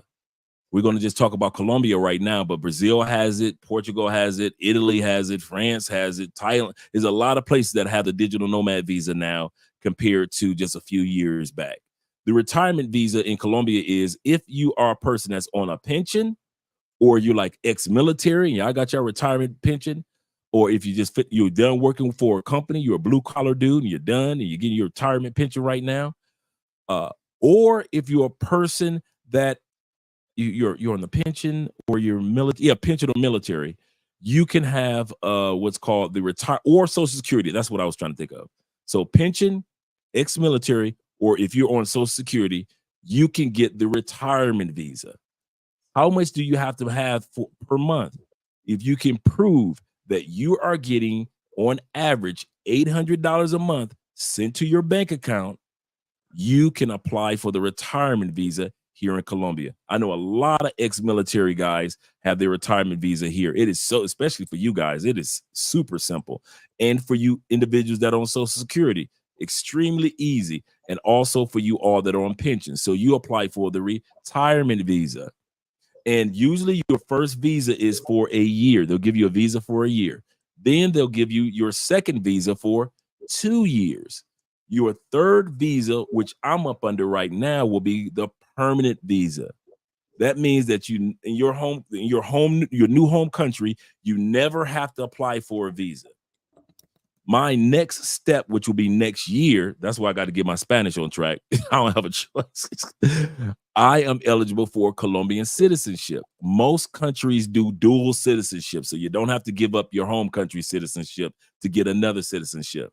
I have all the rights of most Colombians except for right now, I don't have the right to vote, which I'll have next year, and I don't have a Colombian passport, which I'll have next year. I have a credit line already down here. I get credit cards already down here. I have my driver's license already down here, all those things. So when you get your retirement visa, you get the first one for a year, second one for 2 years, third one is your permanent. So no matter how many years go by, you never have to fill out for another visa. And the next step is your citizenship. Now, the digital nomad visa. If you can prove that you are working for yourself or for a company online, you only have to prove that you are making $684 a month to be approved for the digital nomad visa. Andrea, my wife, that's part of her profession. She helps guys get their visas. She's done all my visa work. And so she helps individuals with getting their visas. She's got like 4 guys that she's helping get their visas renewed because she helped them last year get their first visa. And now they're renewing their visa. And it's the same thing. Your first time getting your visa, it will be a year. Your second time applying, just a few months before your first visa expired, it'll be for 2 years. And then your third one will be your permanent visa, just like with the retirement visa. And then you can apply for your citizenship. Now, the one that I really didn't want to talk about too much was the marriage visa, in which I'm up under, because everybody is not planning on getting married. But it's the same thing with marriage visa. Your first one will be for a year. Second one will be for 2 years. Your third one is permanent. And then you go for your citizenship. And it's not difficult to do when it comes to getting your digital nomad visa. It's not a trick. It's not, you got to be somebody special. You got to be a diplomat or something. Anybody can apply for it, just regular everyday dudes. In most countries that have digital nomad or have a retirement visa, they make the process super easy. Okay, so with having the residency and citizenship in other countries, can you elaborate on what you know about how I can make the best of my tax situation living in Colombia or living in another country? Oh, yeah. I like this one. Okay. A lot of Americans don't know this, but most of us don't, unless we're travelers. There are major tax benefits for living outside the United States as a U.S. citizen. Remember what I said, you don't have to give up your U.S. citizenship. The first tax break is an exemption that we get, which is, and it goes up every year because of cost of living goes up. So just like the military get a cost of living increase, or those on Social Security get a cost of living increase, we as expat get a version of a tax break cost of living increase. When I first start coming down here, Austin, the break that you would initially get was $102,000 tax break. That means that if you don't make $102,000, all the money that you made that from your business, from your job, from everything is tax-free. 98%, I already looked this stat up, 98% of all expats that don't live in the United States don't pay any American taxes. We have to file taxes according to your passport, line 4 or line D. If you open up your passport, it says that it has A, B, C, D. Line D says you have to file your taxes, but most of us, we don't pay no damn tax. No, we don't, because we got so many breaks. Now, this year, filing taxes for me and for expats, it's moved up to $120,000. So as long as, for me as an example, as long as I don't make $120,000 in 2023, when I file my taxes, all of my money is tax-free. All of it, every bit of it. Is that $120,000, just to clarify, that's not gross 120. You're talking about the net profit, right? Yeah, I'm talking about the net profit, right? Absolutely correct. Yeah. Okay. Absolutely correct. Meaning if what you bring home in your salary. Yeah. Or if you're a business owner, it could be, and you're a sole proprietor. In other words, it's not your business taxes, but whatever you bring to yourself, you are able to get $120,000 right. That's the first break that we get, is that tax exemption. The second one we get is 18% of the $120,000. What is this 18% tax break?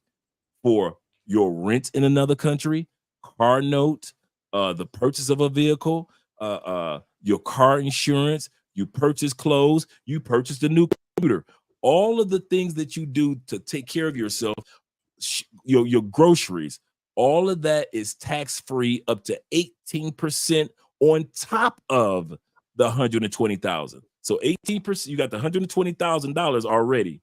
Then you got another 18% on top of that of $120,000. That is a cost of living tax break that you get. If you are in school, you get a tax break. So anything that's books or studying, anything that you're getting certifications for online, that's a tax break. So you see how all these tax breaks are set up to where by the time you get done filing your taxes, you end up paying nothing. That's why 98% of all expats have to file taxes. Well, 100% of us have to file taxes, but 98% don't pay taxes. We get we get a COLA increase every year, every single year. And the other thing, Austin, when it comes to taxes, you have to file your taxes as an American in the States. You better have them done by April 15th on average. We automatically get a 2-month extension. Expats don't have to have their taxes done until June 15th. And Wow. if you need more, if you need more than that, no problem. You just fill out a quick form with the IRS, and you can get an extension to October 15th to fill out your 2023 taxes. Even though you don't have any taxes that you're going to be paying. So now the monies that you're saving, they go into investments now. Because if I was back in the States, I'm paying taxes. But since I get so many tax breaks because I don't live in the States, and here's the policy. You have to be living outside the United States for 330 days of the year. That's how it works, guys. In other words, in 2023, if I was out of the United States for 330 days of the year, I am eligible to apply for the tax exemption of that $120,000. Here's the second one. Let's say you're in the States 4 months, but your job is in another country. You can get that tax exemption. So if your full-time job is in another country, but you're going to be spending a few months in the States, you still can get that $120,000 tax break because your job or your form of employment is outside the United States year-round. You're not in the States working year-round. You're outside the United States year-round. So therefore, even if you spend 4 months in the States visiting family, as long as you can verify that your money is being made outside the States, normally you get that $120,000 tax exempt, including the 18% cost of living exemption. And then not including what most people that travel, you get a tax break for VAT tax. The VAT tax is, let's say, Austin, you go to a country and you buy a cologne. That cologne is $100 and they put a 19% tax on it. So it's $19 on there. You get that back at the airport. You get that back at the airport. You can get that back at the, or you can, when you get back to your home country, you get that VAT tax back. In other words, most countries don't do double taxation. In other words, you're paying taxes in the United States already, and then you go travel to another country and you have to pay taxes. No, you get that taxes on that back. For example, when I was in London, I just so happen to have a cologne sitting here. I ordered this cologne here, right? This cologne package. And so I paid for this cologne package, and it was $200, right? For this cologne. This is the Francis and Kirkland cologne set, right? The Baccarat 540 and all that. I paid $200 for it. It came with a tax on top of it in London. When I got back to the United States, I was able to get my monies back, put on my card the tax of it, because I filled out the form, sent it in. A few weeks later, the tax money came back into my bank account, and this was only $200 instead of being $200 plus tax. So there are so many tax breaks that you get. Let me ask you this about the Foreign Earned Income Exclusion Act, about the 100. What do you say, 100,000? Do you have to have a residency in another country in order to apply for that? No, you just have to be out the United States for 330 days. Okay. For example, like you were going out the United States for 330 days, you can get the exemption. Guys like Ace Live, guys like Check and Effect, guys like other guys that travel, other YouTubers that travel, Passport Heavy, Jabril, you get the same tax break because you were outside of the United States 330 days a year. When you file your tax forms, make sure that you, like I said, we have until June 15th to do ours. So make sure that you fill out that particular tax exemption form as well. And you're going to get that $120,000 right out the gate. The other thing that I found out with expats, you got a lot of expats that leave the country and they be like, man, I ain't filed taxes, man, in 10 years, man. I ain't filed taxes in about 15 years. And you find out once they decide to finally file taxes. And I talked to one lady a couple of weeks ago. She hadn't filed taxes in U.S. taxes as an expat in 20 years. But I did know this. They only go back 6 years. For expats, they only go back 6 years. So no matter how many years that you hadn't filed taxes and you living outside the United States, they only go back 6 years. And 99% of them that do file taxes after so many years of not filing taxes, they pay zero. They pay zero because we got so many tax breaks on tax breaks on tax breaks. And it's crazy. Now I understand why Leonardo DiCaprio lives outside the United States. Janet Jackson lives outside the United States. Eve lives outside the United States. These tax breaks that you get, there are so many tax breaks that you get for living outside the United States, man. You sit back and you look at the average U.S. citizen struggling paying taxes. But we love y'all. We want y'all to stay right there. Be your worker bees. Pay them taxes. Keep the American dollar strong for us. And we'll take advantage of all the tax breaks that you don't. We love you. We love y'all. Exactly. Oh, yeah. Exactly. For real. So, my next question is, can you share an instance where you encountered a cultural misunderstanding and how you handled it? I handled it wrong all 3 times. And all 3 times had to do with traffic. So somebody bumped into our truck. We got a SUV, brand new 2020, right? The Equinox. And the Equinox is called the Captiva here in Colombia, right? Somebody bumped into our vehicle. I'm snapping. I'm doing the American. I'm loud. It's, rah, rah, rah, rah, rah. You gonna pay it. Where's the police, right? And what ended up happening is, according to Colombian policy, if it is not a major fender bender, if it's just a bump or a dent or, exchange of paint, y'all got to work that out while y'all standing there. Ain't no police coming. So the guy said, hey, Dre, all I got is 200,000 pesos. And I live 2 blocks away. I ain't got the money on me, but I go get the money. I'll leave my car right here. And this is what he did. He walked down the street, got the money, and came back. And the damage was like maybe 500,000 pesos, which was like take away the 3 zeros, divide by 4. So it was like $150, $175 worth of damage. It wasn't nothing major. But the way that I put a show on, you'd have thought that this dude destroyed the car. So I had to learn, Andre, don't be an American, the famous rude American in other countries, especially if it's not that serious. I had to learn to realize you got to calm down, bruh. I know in America we rah-rah and we snap off and we want everything to be fair and equal. No, it's not like that in every country. And you make Americans look bad with your behavior. And the other time somebody bumped into me, it was 2 old ladies.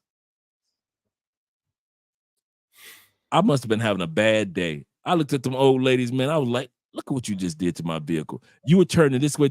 They were old ladies, Andre. They both had to be in their 70s.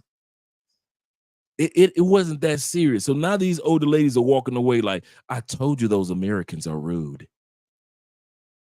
So now over time, I realized a lot of stuff that I used to get upset about or move by or my Americanness, I don't move like that anymore because I realized that the world is not America. Remember, once again, America only makes up 4%. I want you to let this sink in, guys.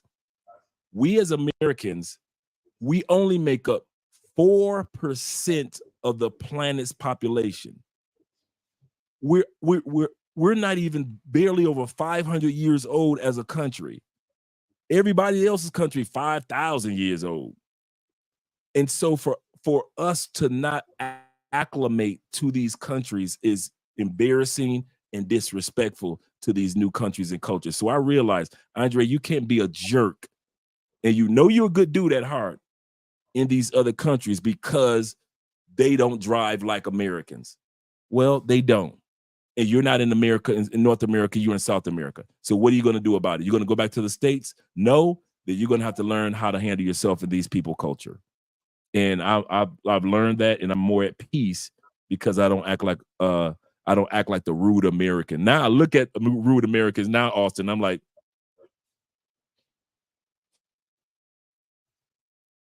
yeah. Screen froze again. Yeah, Did it? yeah, I would agree. I've had a few issues as well where I had cultural misunderstandings, and I think I handled them all right. But so the next question, and we have about 5 questions left, which is local cuisine. What's been your approach to exploring and enjoying local cuisine in Colombia, and how has it impacted your experience of the culture? That's a good question. Um, for me, most guys come down here to Colombia and they eat the average everyday local cuisine because they come down here with a budget.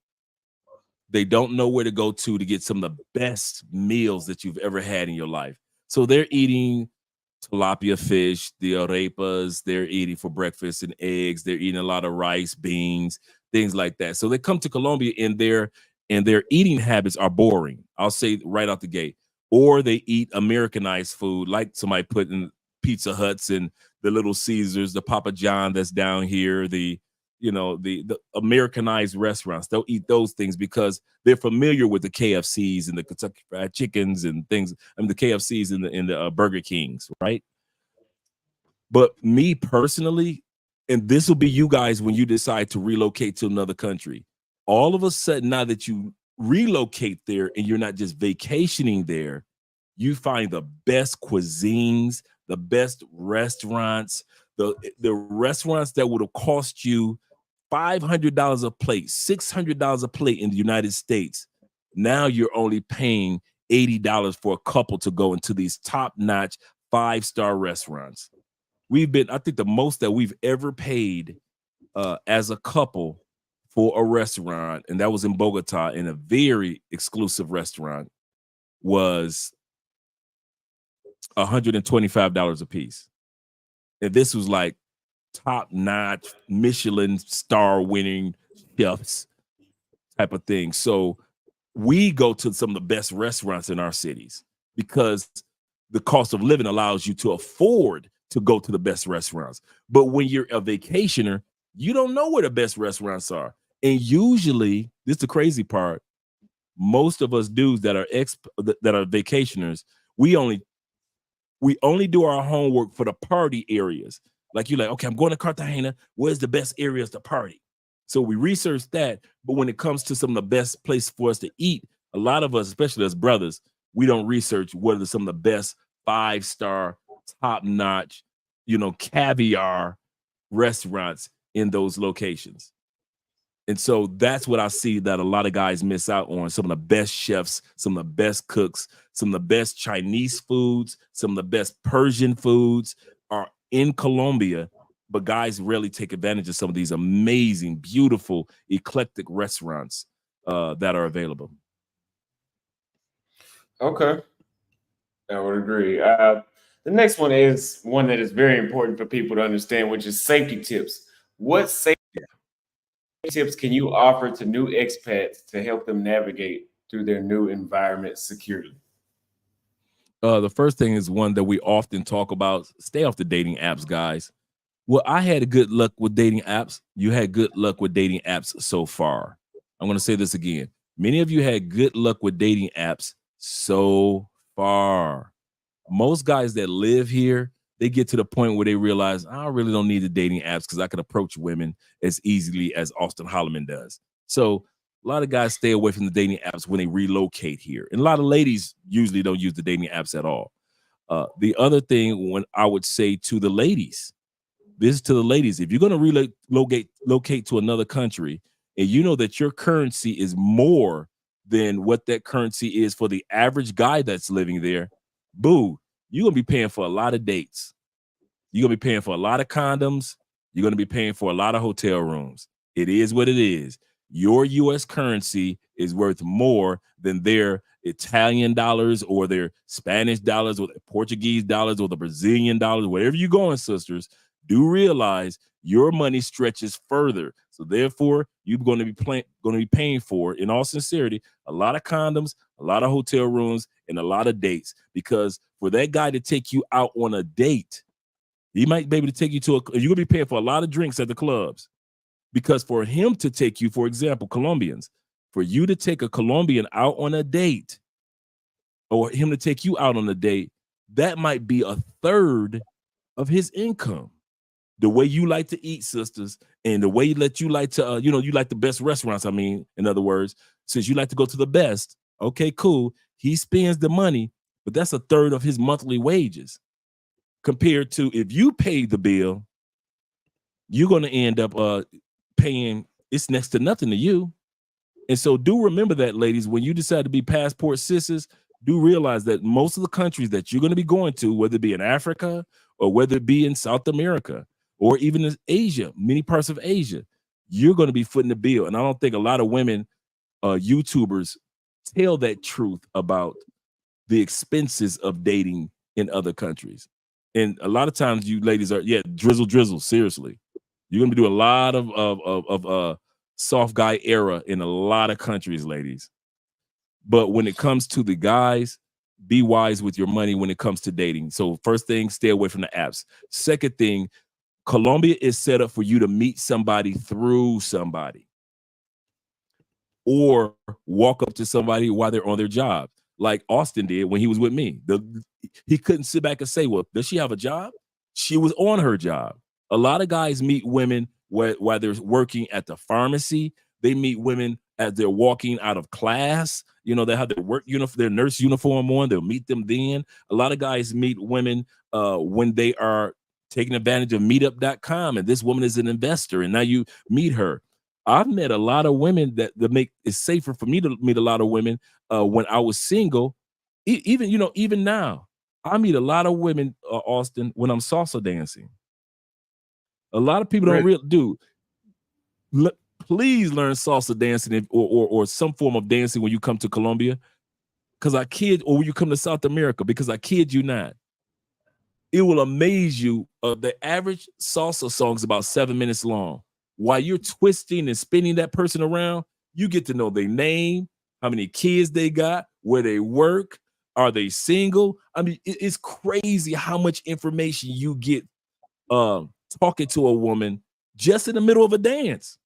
Just while you're dancing, you both are conversing and learning about each other, and just having a great time on the dance.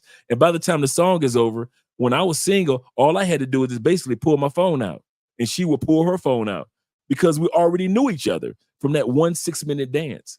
And so there's so many other ways for guys to meet women other than let me go to these apps, let me swipe right. That's one of the most dangerous things that you can do in South America. Secondly, don't go to areas that you know that aren't safe for you as an expat. Yeah, you can hang in the hood. I was raised in the hood of Chicago and DC. I got you, brother. But if you don't have a connection like a friend or a colleague or somebody that you know in those neighborhoods, don't go into those neighborhoods. And actually, you're above those neighborhoods anyway. Why bust your butt in the States to finally get out the hood economically just to fly 3,000 miles to go hang out in the hood? That doesn't make any sense. You did all that work to get out the hood of Detroit just so you can fly to Brazil and go up in the favelas all the time. Sometimes it's cool, but all the time? That's the difference between how you should treat yourself. I'll say this again, how you should treat yourself in another country that helps you stay safe. I've never come close to a situation where I've got robbed or drugged, and I've never come close to that because I don't hang out with certain people that behave a certain way, and I don't go into environments that I don't need to go to. And because I have a vehicle, most of the places I go to, Austin, have security there. There's security when I go into the mall's parking lot. There's security when I go into the grocery store. Since I go to the best restaurants because they're affordable, There's security waiting and valet waiting at the best restaurants. So when you find yourself going to places that you know that are most of the time secure, even if I have to go downtown and take care of the visa, there's security there in the visa office, in the immigration office. So a lot of times I go to places that I already know that's secure. I've got security on the block. We've got security for our buildings. And so you don't necessarily have to purposely go out and be thirsty. That's another thing. That's the last thing I want to say is do not be thirsty in these foreign countries. Yes, she's attractive. She's gorgeous. You've never seen a Brazilian that looks like that. If you come across thirsty, you're going to get used, whether it be used immediately for money or whether it be used, you become a Western Union poppy sending her money. You don't want that. You didn't move to this other country to get used. So take your time, be patient. The right person will come along. I just finished getting off the phone a couple of days ago, Austin, with a brother that he did a consultation with us. Then he moved down to Colombia. He did a couple of trips. He wasn't in a rush for the ladies. Did a couple of trips, visited a few cities. While he was visiting a few cities, met his current fiance that they've been together for a year, and they just had their first child this past week, and they're still already putting together everything together to where they were already planning on getting married anyway. So because the brother wasn't thirsty, he found the right woman for him, and he's enjoying himself. Those of you that aren't looking for a relationship, but you still want the right women in your life, don't come across thirsty in these countries, because if you do, you will get used, and you will get used fast. I would agree. So we got two super chats. One is from Destroyer Simps. He says American black women and simps hate Austin because he's on a mission to free the black American man from the matriarchy, slavery in America. I would agree. I didn't even look at it that deep, but I would agree. Thank you very much for the $10 super chat. And JW says, Andrew, the church you attend, Andre, the church you attend, do they have an English service or is it only in Spanish? Have you heard of any church services in English in Cali? All the ones that I've seen so far are in Espanol, but they do have the translator on the screen up top. Because I go to like not a mega church, but it's like 2,000-3,000 people in the church. So we go to a rather large church, but they're very, very close community. It's not like mega churches in the States. It's a very close-knit church. And so a lot of times they'll have the music translated, or they'll have what Bible verse. But I don't want it to be translated. I don't want it to be translated in English. I need it to be in Espanol so I could get familiar. It could remain familiar with Spanish being around me when my wife is around and when she's not around. Like I said, Andrea's not around 90% of the time. So what am I supposed to do? Could y'all exchange those Bible verses and put it in English for me? No, I'm good. I need it to be in Spanish to push me even more. I've been so busy for the last 6 years focusing on the business side of being here, Austin. I took for granted the cultural side of learning Spanish. So now I got to study Espanol like everybody else.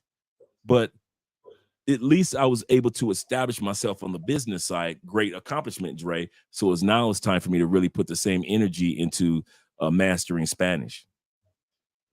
Okay. So the next question, and I believe you touched on it slightly, but it's about healthcare. How do you navigate the healthcare system in a foreign country, and what should expats know about it? Oh, great. And the reason I say great because I just had surgery, major surgery, not even 3 weeks ago. So I could tell you from beginning to the end how good South American medical is. Let's just go from what the World Health Organization says. For 10 years, the United States, out of 104 developed countries, ranked number 37 in the world for healthcare. Now we're number 1 in the world when it comes to how expensive our healthcare is, number 1. But when it comes to the quality, number 37 of 104 developed countries. Colombia, number 22. This past year, Austin, they came out with a new list, the World Health Organization. Of 104 developed countries, you know where United States ranks? number 70. It dropped from number 37 for 10 years to the quality of healthcare in the United States is number 70. In Colombia, number 36. So the healthcare in Colombia is twice as much better, and yes, less and twice as inexpensive, if not 4 times as inexpensive, depending on what it is, compared to the United States. I know a guy that came down here, Austin, that I met a couple years ago. I was having some coffee. He was having some coffee, and we realized that we both were from the States. And I said, "Well, what brings you down here?" He said, I came down here for cancer surgery. And I was like, "Wow."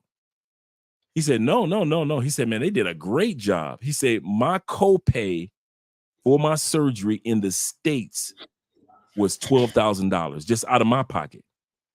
He said, "I came down here to Colombia for my medical, for the surgery, for my recovery, and for all the medication, $1,200 out of my pocket for cancer surgery." Wow. I didn't realize the severity until I just recently had surgery. And you know what my copay was, Austin? 0. I pay 0 copay because I have Colombian insurance. Therefore, and I'm going into, I'm thinking that's going to be minor surgery because I had surgery on my throat. I had a little small cyst on my throat from projecting my throat for the last 5 years on YouTube. My throat, it got to me, doing so many channels. And so now I had a little small cyst on my throat, and they said, "We're going to go in, do laser surgery, blah, blah, blah." I'm thinking it's going to be 15 minutes. It's going to be easy. I'll lay back. I'll wake up, blah, blah, blah. No, I get to the hospital. They put me in a robe, Austin. They rolling me into the operating room. I'm like, "Oh, this is real surgery." So I'm about to experience real surgery in Colombia. Okay. They give me the mask, count to 10. I think I made it to 3. I'm out. Next time I wake up, I'm pain free. I'm thinking my throat is going to be like when you get your tonsils taken out, full of pain. No pain, laser surgery, and I'm in the recovery room. I get myself, a couple hours later, I'm heading out with Andrea. The only thing that I had to do was not talk for 5 days. Now, notice my throat is not in pain, so there was no problem. They were just like, in order for it to heal properly, Andre, you cannot talk for a week. I'm like, what? Andre can't talk. So I literally could not use any words. I know you're laughing. As much as I talk, I couldn't talk for a week, even though I could talk. But other than that, the medication was 0. Didn't pay anything for the medication. All of it was covered. And they did excellent work. Great staff. Just like the one guy that had the cancer surgery said, Colombia, shout out to Colombia for their surgery. So it is with me. Shout out to Colombia for their surgery. Because I know in the States, they would have raked the coals over my wallet, getting as much money as possible from me in copay and extra costs when it comes to medication. And I pay nothing for major surgery just a couple weeks ago. So I can tell you from experience that a lot in Thailand guys say that as well. In Singapore, guys say that as well when it comes to their health care, that a lot of these other countries have excellent health care, even though, do realize this, guys, just because America has the most expensive health care doesn't mean that we have the best health care. That's why we rank at number 70 of 104 countries instead of number 1 when it comes to healthcare. So don't fool yourself because we got these fancy buildings and big hospitals that we're treated any better. Actually, America, Austin, ranks number 6 in the world for malpractice lawsuits. In other words, and they say why? America ranks number 6 in the world for leaving stuff in your body after surgery. What? Whether it be cotton, whether it be a utensil, whether it be something that they were supposed to take out, but they left it in. America ranks number 6 in the world for leaving something in your body that shouldn't have been left there. Wow. Straight up. Right. And America's the only developed country in the world that doesn't have paid family medical leave when a woman is pregnant. Every developed country in the world has days off for women that are pregnant. Every country. United States is the only country on the developed country on the planet. On the planet, you can't name a developed country on the planet that doesn't have paid medical leave for the mother and or the father. Only the United States. Bernie Sanders has been fighting for that for years to get Americans to get paid family medical leave. Don't have it. Colombia has it. Brazil has it. Argentina has it. Ecuador has it. Guatemala has it. El Salvador has it. Panama has it. United States, no, the only country, but yet it's the most expensive. Wow, we got another question. I couldn't believe they said they leave a utensil. That's just reckless and ridiculous. That's crazy. William Parker said, "Is it possible to have both American and Colombian insurance at the same time?" Thank you for the super chat. It depends on which insurance you're talking about. Are you talking about medical insurance or are you talking about life insurance? When it comes to life insurance, if you're not a Colombian citizen, you won't be able to get life insurance in Colombia. So therefore, you get your like I said, don't forget to get life insurance before you leave the United States. If we're talking about medical insurance, you can't get Colombian medical insurance unless you're a Colombian citizen. I get Colombian medical insurance because I'm married a Colombiana. However, don't forget what I mentioned earlier. You guys get what's called, and don't forget this, look up IMG. IMG is excellent for their international health insurance. That's what you'll get for most countries. They're going to ask you, do you have international health insurance? Like I said, IMG is great. Blue Cross Blue Shield has one, which is Blue Go. That's a great one too. And because you're not a citizen of these countries yet, so they're like, okay, if something happens to you, how are you going to cover your insurance?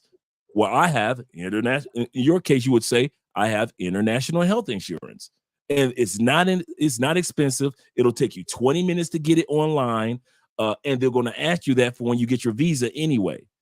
All countries ask you that. Okay, you want to come to this country? Yes. Do you have international health insurance? Unless that country automatically offers insurance to foreigners. So if that country automatically offers insurance to foreigners, you can take advantage of that. But in many cases, they don't offer that. They don't offer that. That's good information to know. So we have 3 questions left. Expat communities. How important have expat communities been in your experience abroad? And how can new best engage with these groups? Expat community is there are a couple types of expat communities that you'll find in foreign countries. All expat, Austin could attest to this, all expat communities are not created equal. You got expat communities that still think they're on vacation. Am I right, Austin? Yes. They've been living in a country for years and they treat it like they're still party boys on vacation.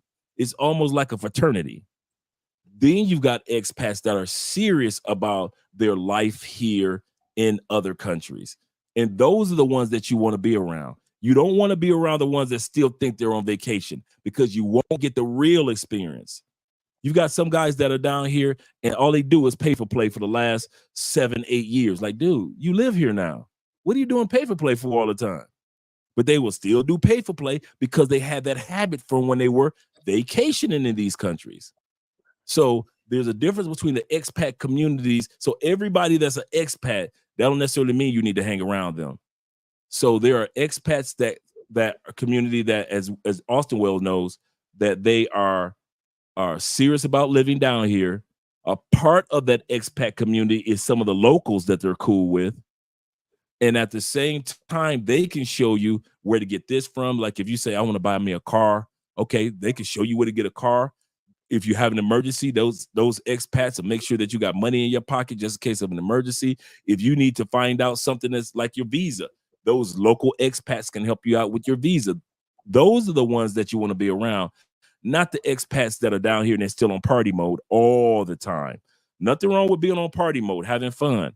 But if you got expat groups and that's all they are, frat boys, I'm telling you, they're not going to help you out. They just treating the whole thing like a vacation, and you're going to treat your new country like a vacation because your boys who you hang out with treat your country like a vacation, and then you're going to get burned out on that country because you're going to be like, man, today boring. This country boring because you burned yourself out on that country instead of just relocating and treating yourself as a person that really enjoys that country. Wow. Yeah, I've learned that the hard way myself. So in personal growth, what ways has living abroad contributed to your personal growth? What ways have you grown personally from being outside the States? I could easily say, and you can attest to this, I discovered just as a man, I'm just going to talk as a man. I discovered that America doesn't know everything about manhood and masculinity. I've learned that there are new and different forms of masculinity that I can glean off of that I didn't even know existed. You've learned forms of masculinity from your African brothers, from your South American brothers, from the guys that been in Europe, and the individuals that you wouldn't have learned a certain form of masculinity and manhood and how we are respected and appreciated. You wouldn't have learned that in the United States. United States, no offense, is trying to smash out masculine men.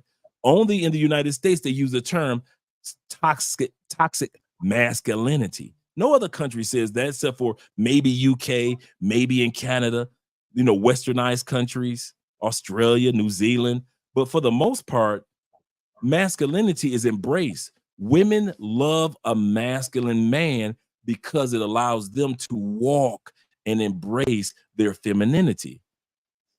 You don't hear that in the States. So one of the things that helped me out, has been a blessing to me, is to realize I still had a lot to learn about becoming a man. And I moved out of the United States at 50.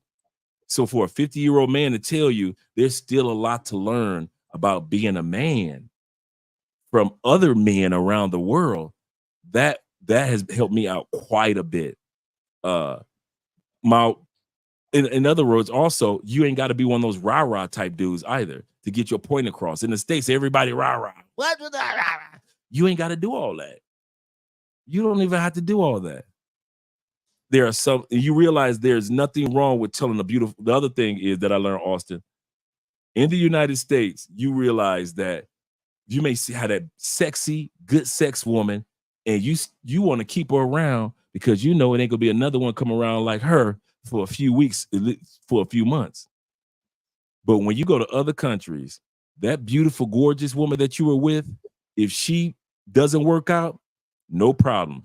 15 minutes later, there's going to be one that thinks like her, walks like her, moves like her, coming right down the street. You don't never have to have that scarcity mindset that you have in the United States.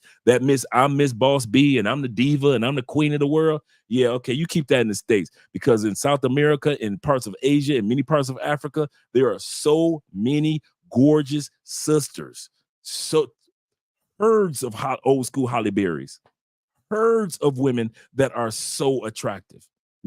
I remember I was just watching a video of sisters walking down, just regular Afro-Colombianas walking down the street in Barranquilla. In Barranquilla, Austin. I've seen that. And when the Colombian dudes start clapping, you ain't gonna see that in the States, because they're so accustomed to seeing beauty in these countries that you never have to have that scarcity mindset. So that's another thing that I realized, that I don't have to walk in like, if this relationship doesn't work out, oh my God, there'll never be another like her. I don't know what I'm going to do. Yeah, that's in the States. That's how y'all talk. In other countries, nah, they don't talk like that. They know that that woman is not the only beautiful one. And the last thing I want to say is, Austin, is that women know that there's competition. They realize that they realize, like, wait a minute, I am not the only beautiful one, not even in my family. I'm not the only cute one or attractive one or smart one or educated one or successful one, even in my family. And so women in other countries have embraced the fact that there is competition out there for men, and that there is no problem with competing. Compared to the United States, they try to act like because you got 5 men, 15 men in your DMs, you don't have any competition. That's not true, sisters. A lot of times these dudes just want to smash you, not take you serious. Don't think that your DMs makes you valuable. A lot of times they look at you, they devalue you because they look at you as somebody that they can eventually smash, not somebody that can take serious. Yeah, exactly. I would agree that the only way, well, the main way that I gained the abundance mentality was moving to South America and Africa. Because, like you said, when I was in the States, I mean, desperate, desperate. I remember circling back and relapsing on chicks so many times. I don't relapse. I haven't relapsed in the. I don't think I've relapsed since I left the States. Like I didn't fall out with Yeah, any chick and yeah. try to make it back again. I didn't do that. So the No, next, no. yeah, the next super chat. I mean, not the next super chat. The next question that we have, which is my last question, is technology use, and this might not be, a question. I mean, it might not be a lot to this, but how has technology helped you manage your life abroad, and are there specific apps or tools you recommend? For example, I recommend the Burner app for iPhones. With the Burner app, you can basically have a US phone number, and I have the Burner app registered with bank, my social media accounts, but it's just a phone number through the app, and it works off of Wi-Fi. As I use opposed to Freetone paying for the same thing. $200 a month. Yeah, as opposed to paying $200 a month with Verizon and paying for an international plan, and then accidentally call somebody. Now my phone bill's $1,000 this month. That happened to me where I talked on the phone while I was in Brazil. When I got back, I had to pay $1,000 for being on the phone maybe 4 or 5 times in 2 weeks, and I ran up the bill like that. So, what other apps do you recommend expats have whenever they leave the country? As I was mentioned before, I would recommend that you use Freetone. It does the same thing that Burner does. I could call my banks in the States. I could call the family, and it's used through the app. I have my phone number. They let me have my area code that I want, and then they let you have you choose among the phone numbers in that area code. And I pay $10 a month, and you would think I was across the street in New Jersey. Kid you not, because there is no international calling line. It's through Wi-Fi. And the thing about South America is, which is different from the States, everybody shares the Wi-Fi password. You could go to a restaurant and just hand them your cell phone, Wi-Fi, por favor. And they'll put in the password. You'll go to somebody's house. Can I get the password? Try that in the United States. Try to go to a restaurant and ask them for a password. Go to a hospital or a bar or a club, or go to somebody's house and ask them for the password of their Wi-Fi.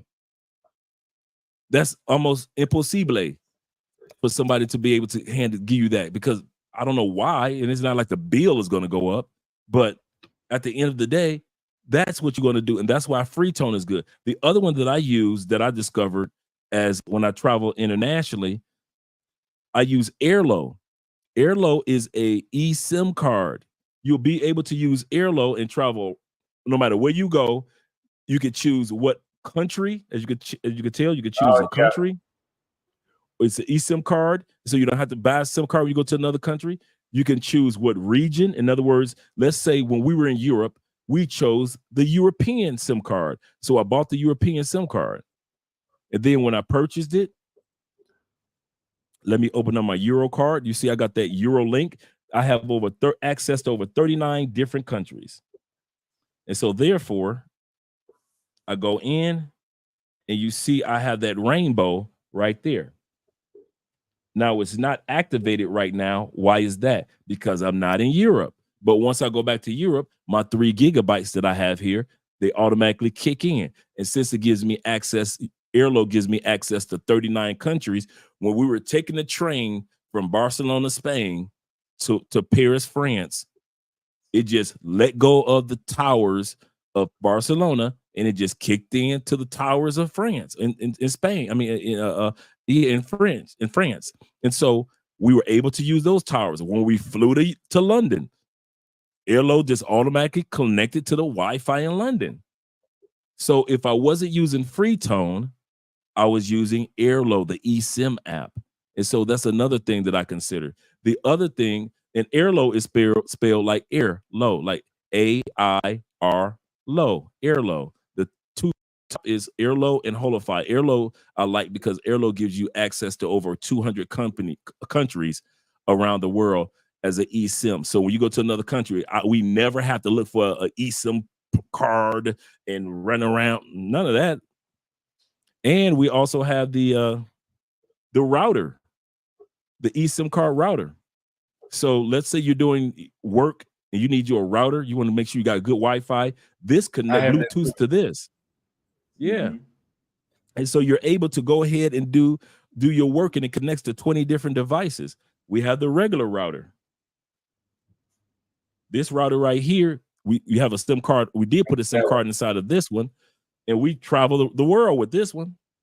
Everywhere we go in the world, we just I put it in my backpack. Andrea doesn't have to get this before we discovered Airlo. Andrea didn't have to get a SIM card. I didn't. Why? We got one SIM card, put it in here, and this connects to 20 devices. 20 different devices. In that Netgear. I put, you know what? Since I'm in Colombia, I just put regular Exito instead of Claro. Now, for you guys that don't know, Claro is like their version of AT&T, T-Mobile.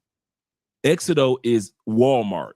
So just imagine if Walmart had their own data system, and you could be able to get Walmart telephone system like AT&T. Well, Exito has their own. Why did I choose Exito over Claro? Because if I want to put some new data on a SIM card, I could just go to Exito because it stays open later than Claro. Claro closes at 5 o'clock because it's a store. Exito stays open till 9 o'clock. And with the app, I could go ahead and add data to my Netgear router through my phone. So I can add money onto here from my phone. Like I said, Exito is nothing but their version of Walmart. Same product, same setup, same everything.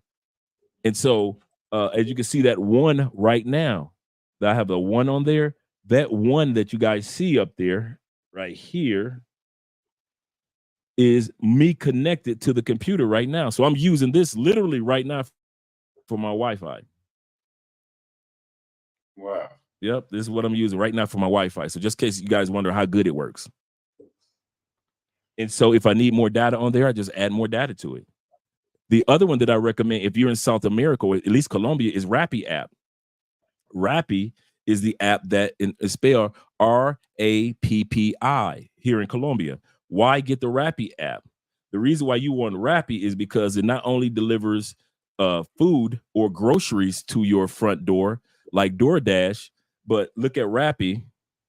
If you scroll over, you see where it says with that green on the far right over here, it says ATM. So I could go to Rappi, ATM. Look at there, how much cash I want to have brought to my house. I click on it, and then I can click on continue. And now it's processing. And that, once again, that's the Rappi app, RAPPI. And then you click on continue.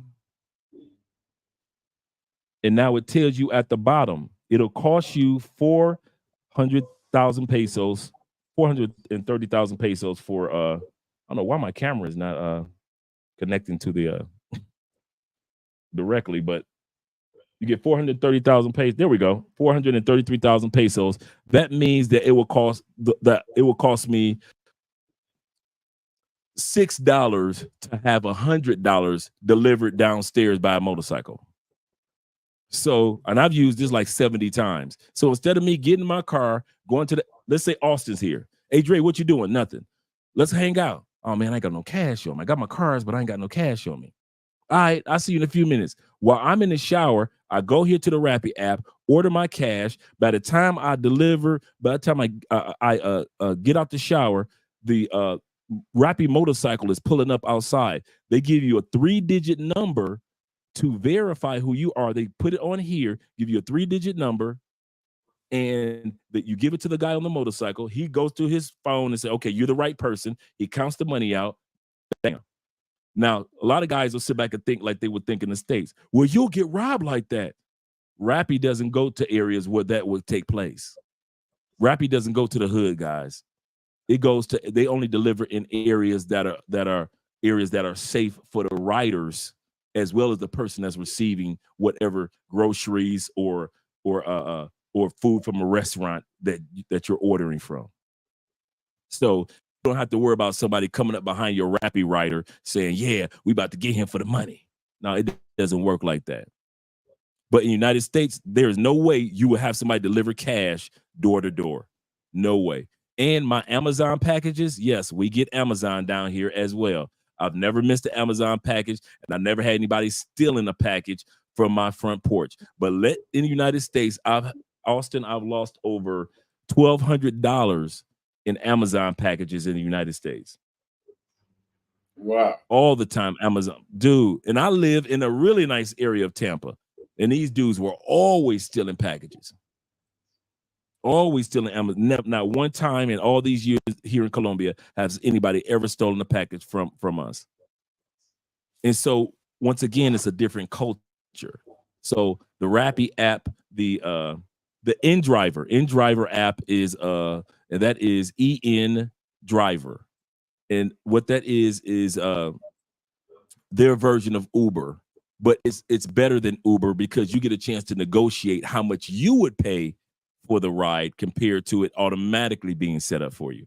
So the InDriver app is a really good app for a person to use if they're here in Colombia. So you got the Rappi app, as you were saying, Burner or Freetone, as well as InDriver are the apps that you would use to make your transition here, as well as Airlo, the SIM card. Make your transition a lot easier here. Nick Styles sent £2, but hit the like button, y'all, or donate value packed. I would agree, it's very, very value packed this live stream. Very good.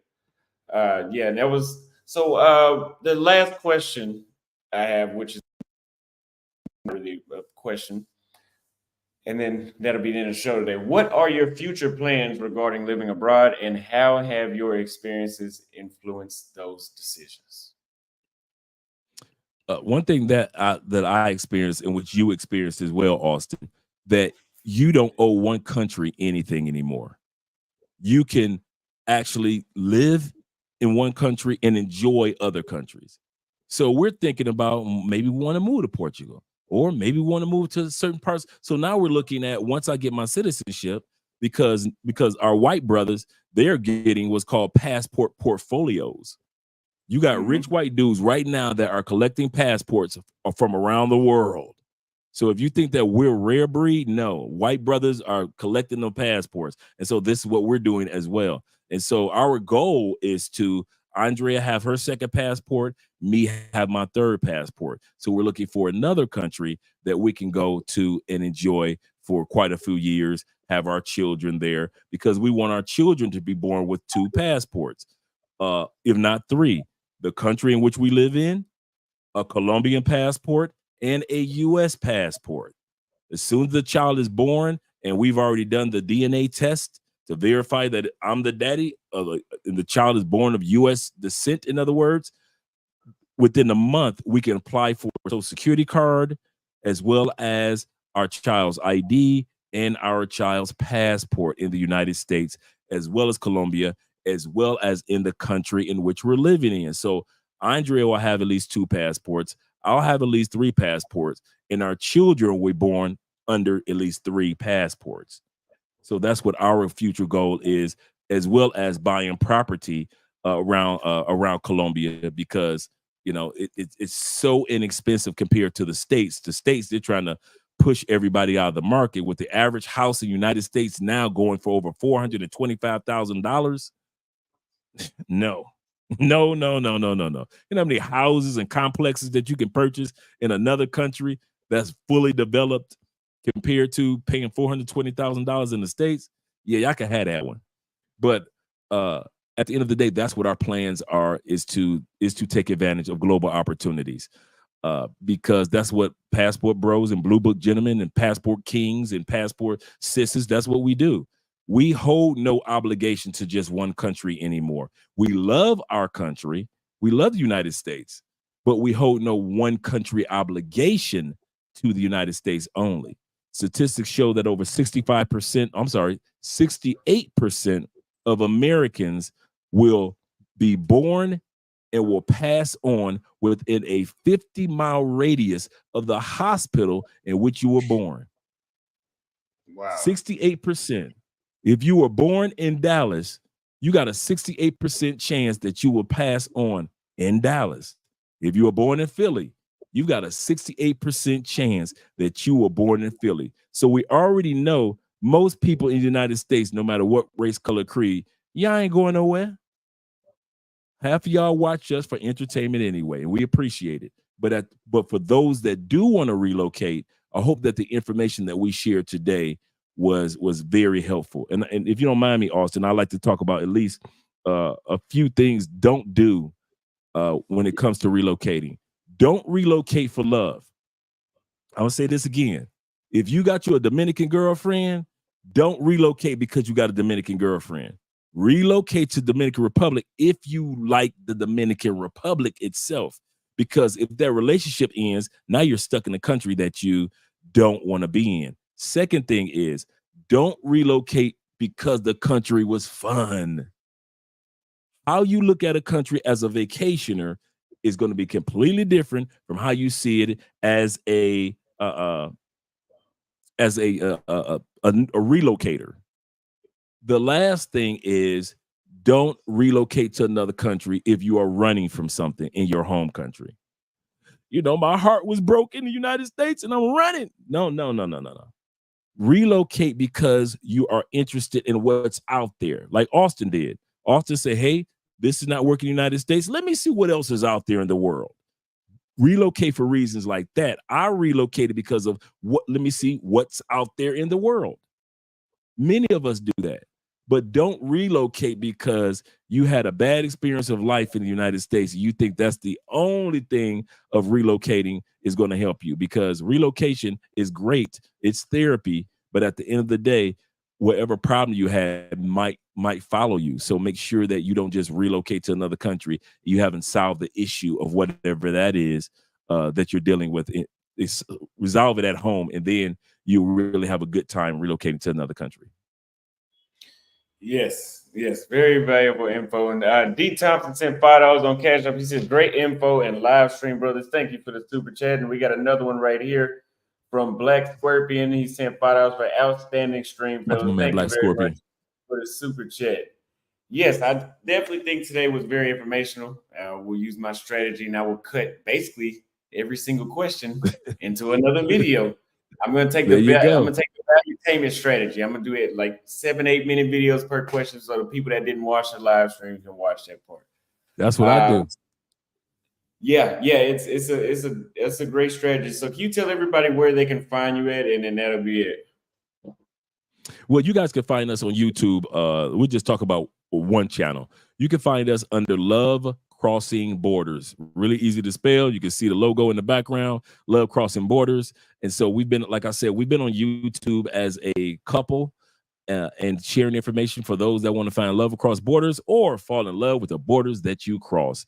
So you guys can subscribe to our channels there. You can also find us on TikTok under Love Crossing Borders, Instagram, all the other platforms, Rumble under Love Crossing Borders. So we have been doing this for quite a while, so we're very informative. If you guys want to do a consultation before you come to Cali, Colombia, reach out to us. You can find us by way of reaching out to Austin, or you can reach out to us because our information is in the description of every one of our videos.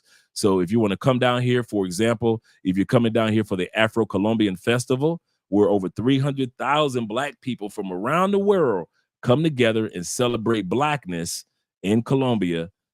It's here in Cali every year in this amazing 5 days of free concerts it's crazy, and great food and great people from around the world. And so that's in the second week of August from the 14th through the 19th. If you're thinking about coming down, just hit us up for a consultation. We help you out with everything from finding out what side of the city to be on, to the Airbnbs, to your Uber rides and things like that. And so hit us up, guys. Make sure you subscribe to the channels, and I appreciate this, Austin. I appreciate the questions were very thorough. This is like a free consultation. I'll tell you guys, got a free consultation today because got some great information. So go ahead and chop this one up. And I'm glad that you guys made it in to actually enjoy and do a question and answer. And I hope not only I answered all of your questions, but all of the strong questions that individuals had in the chat. Thank you. Thank you very much. Make sure you guys go subscribe to his channel. And that's it for today. Stay tuned. We'll be back on the stream tomorrow.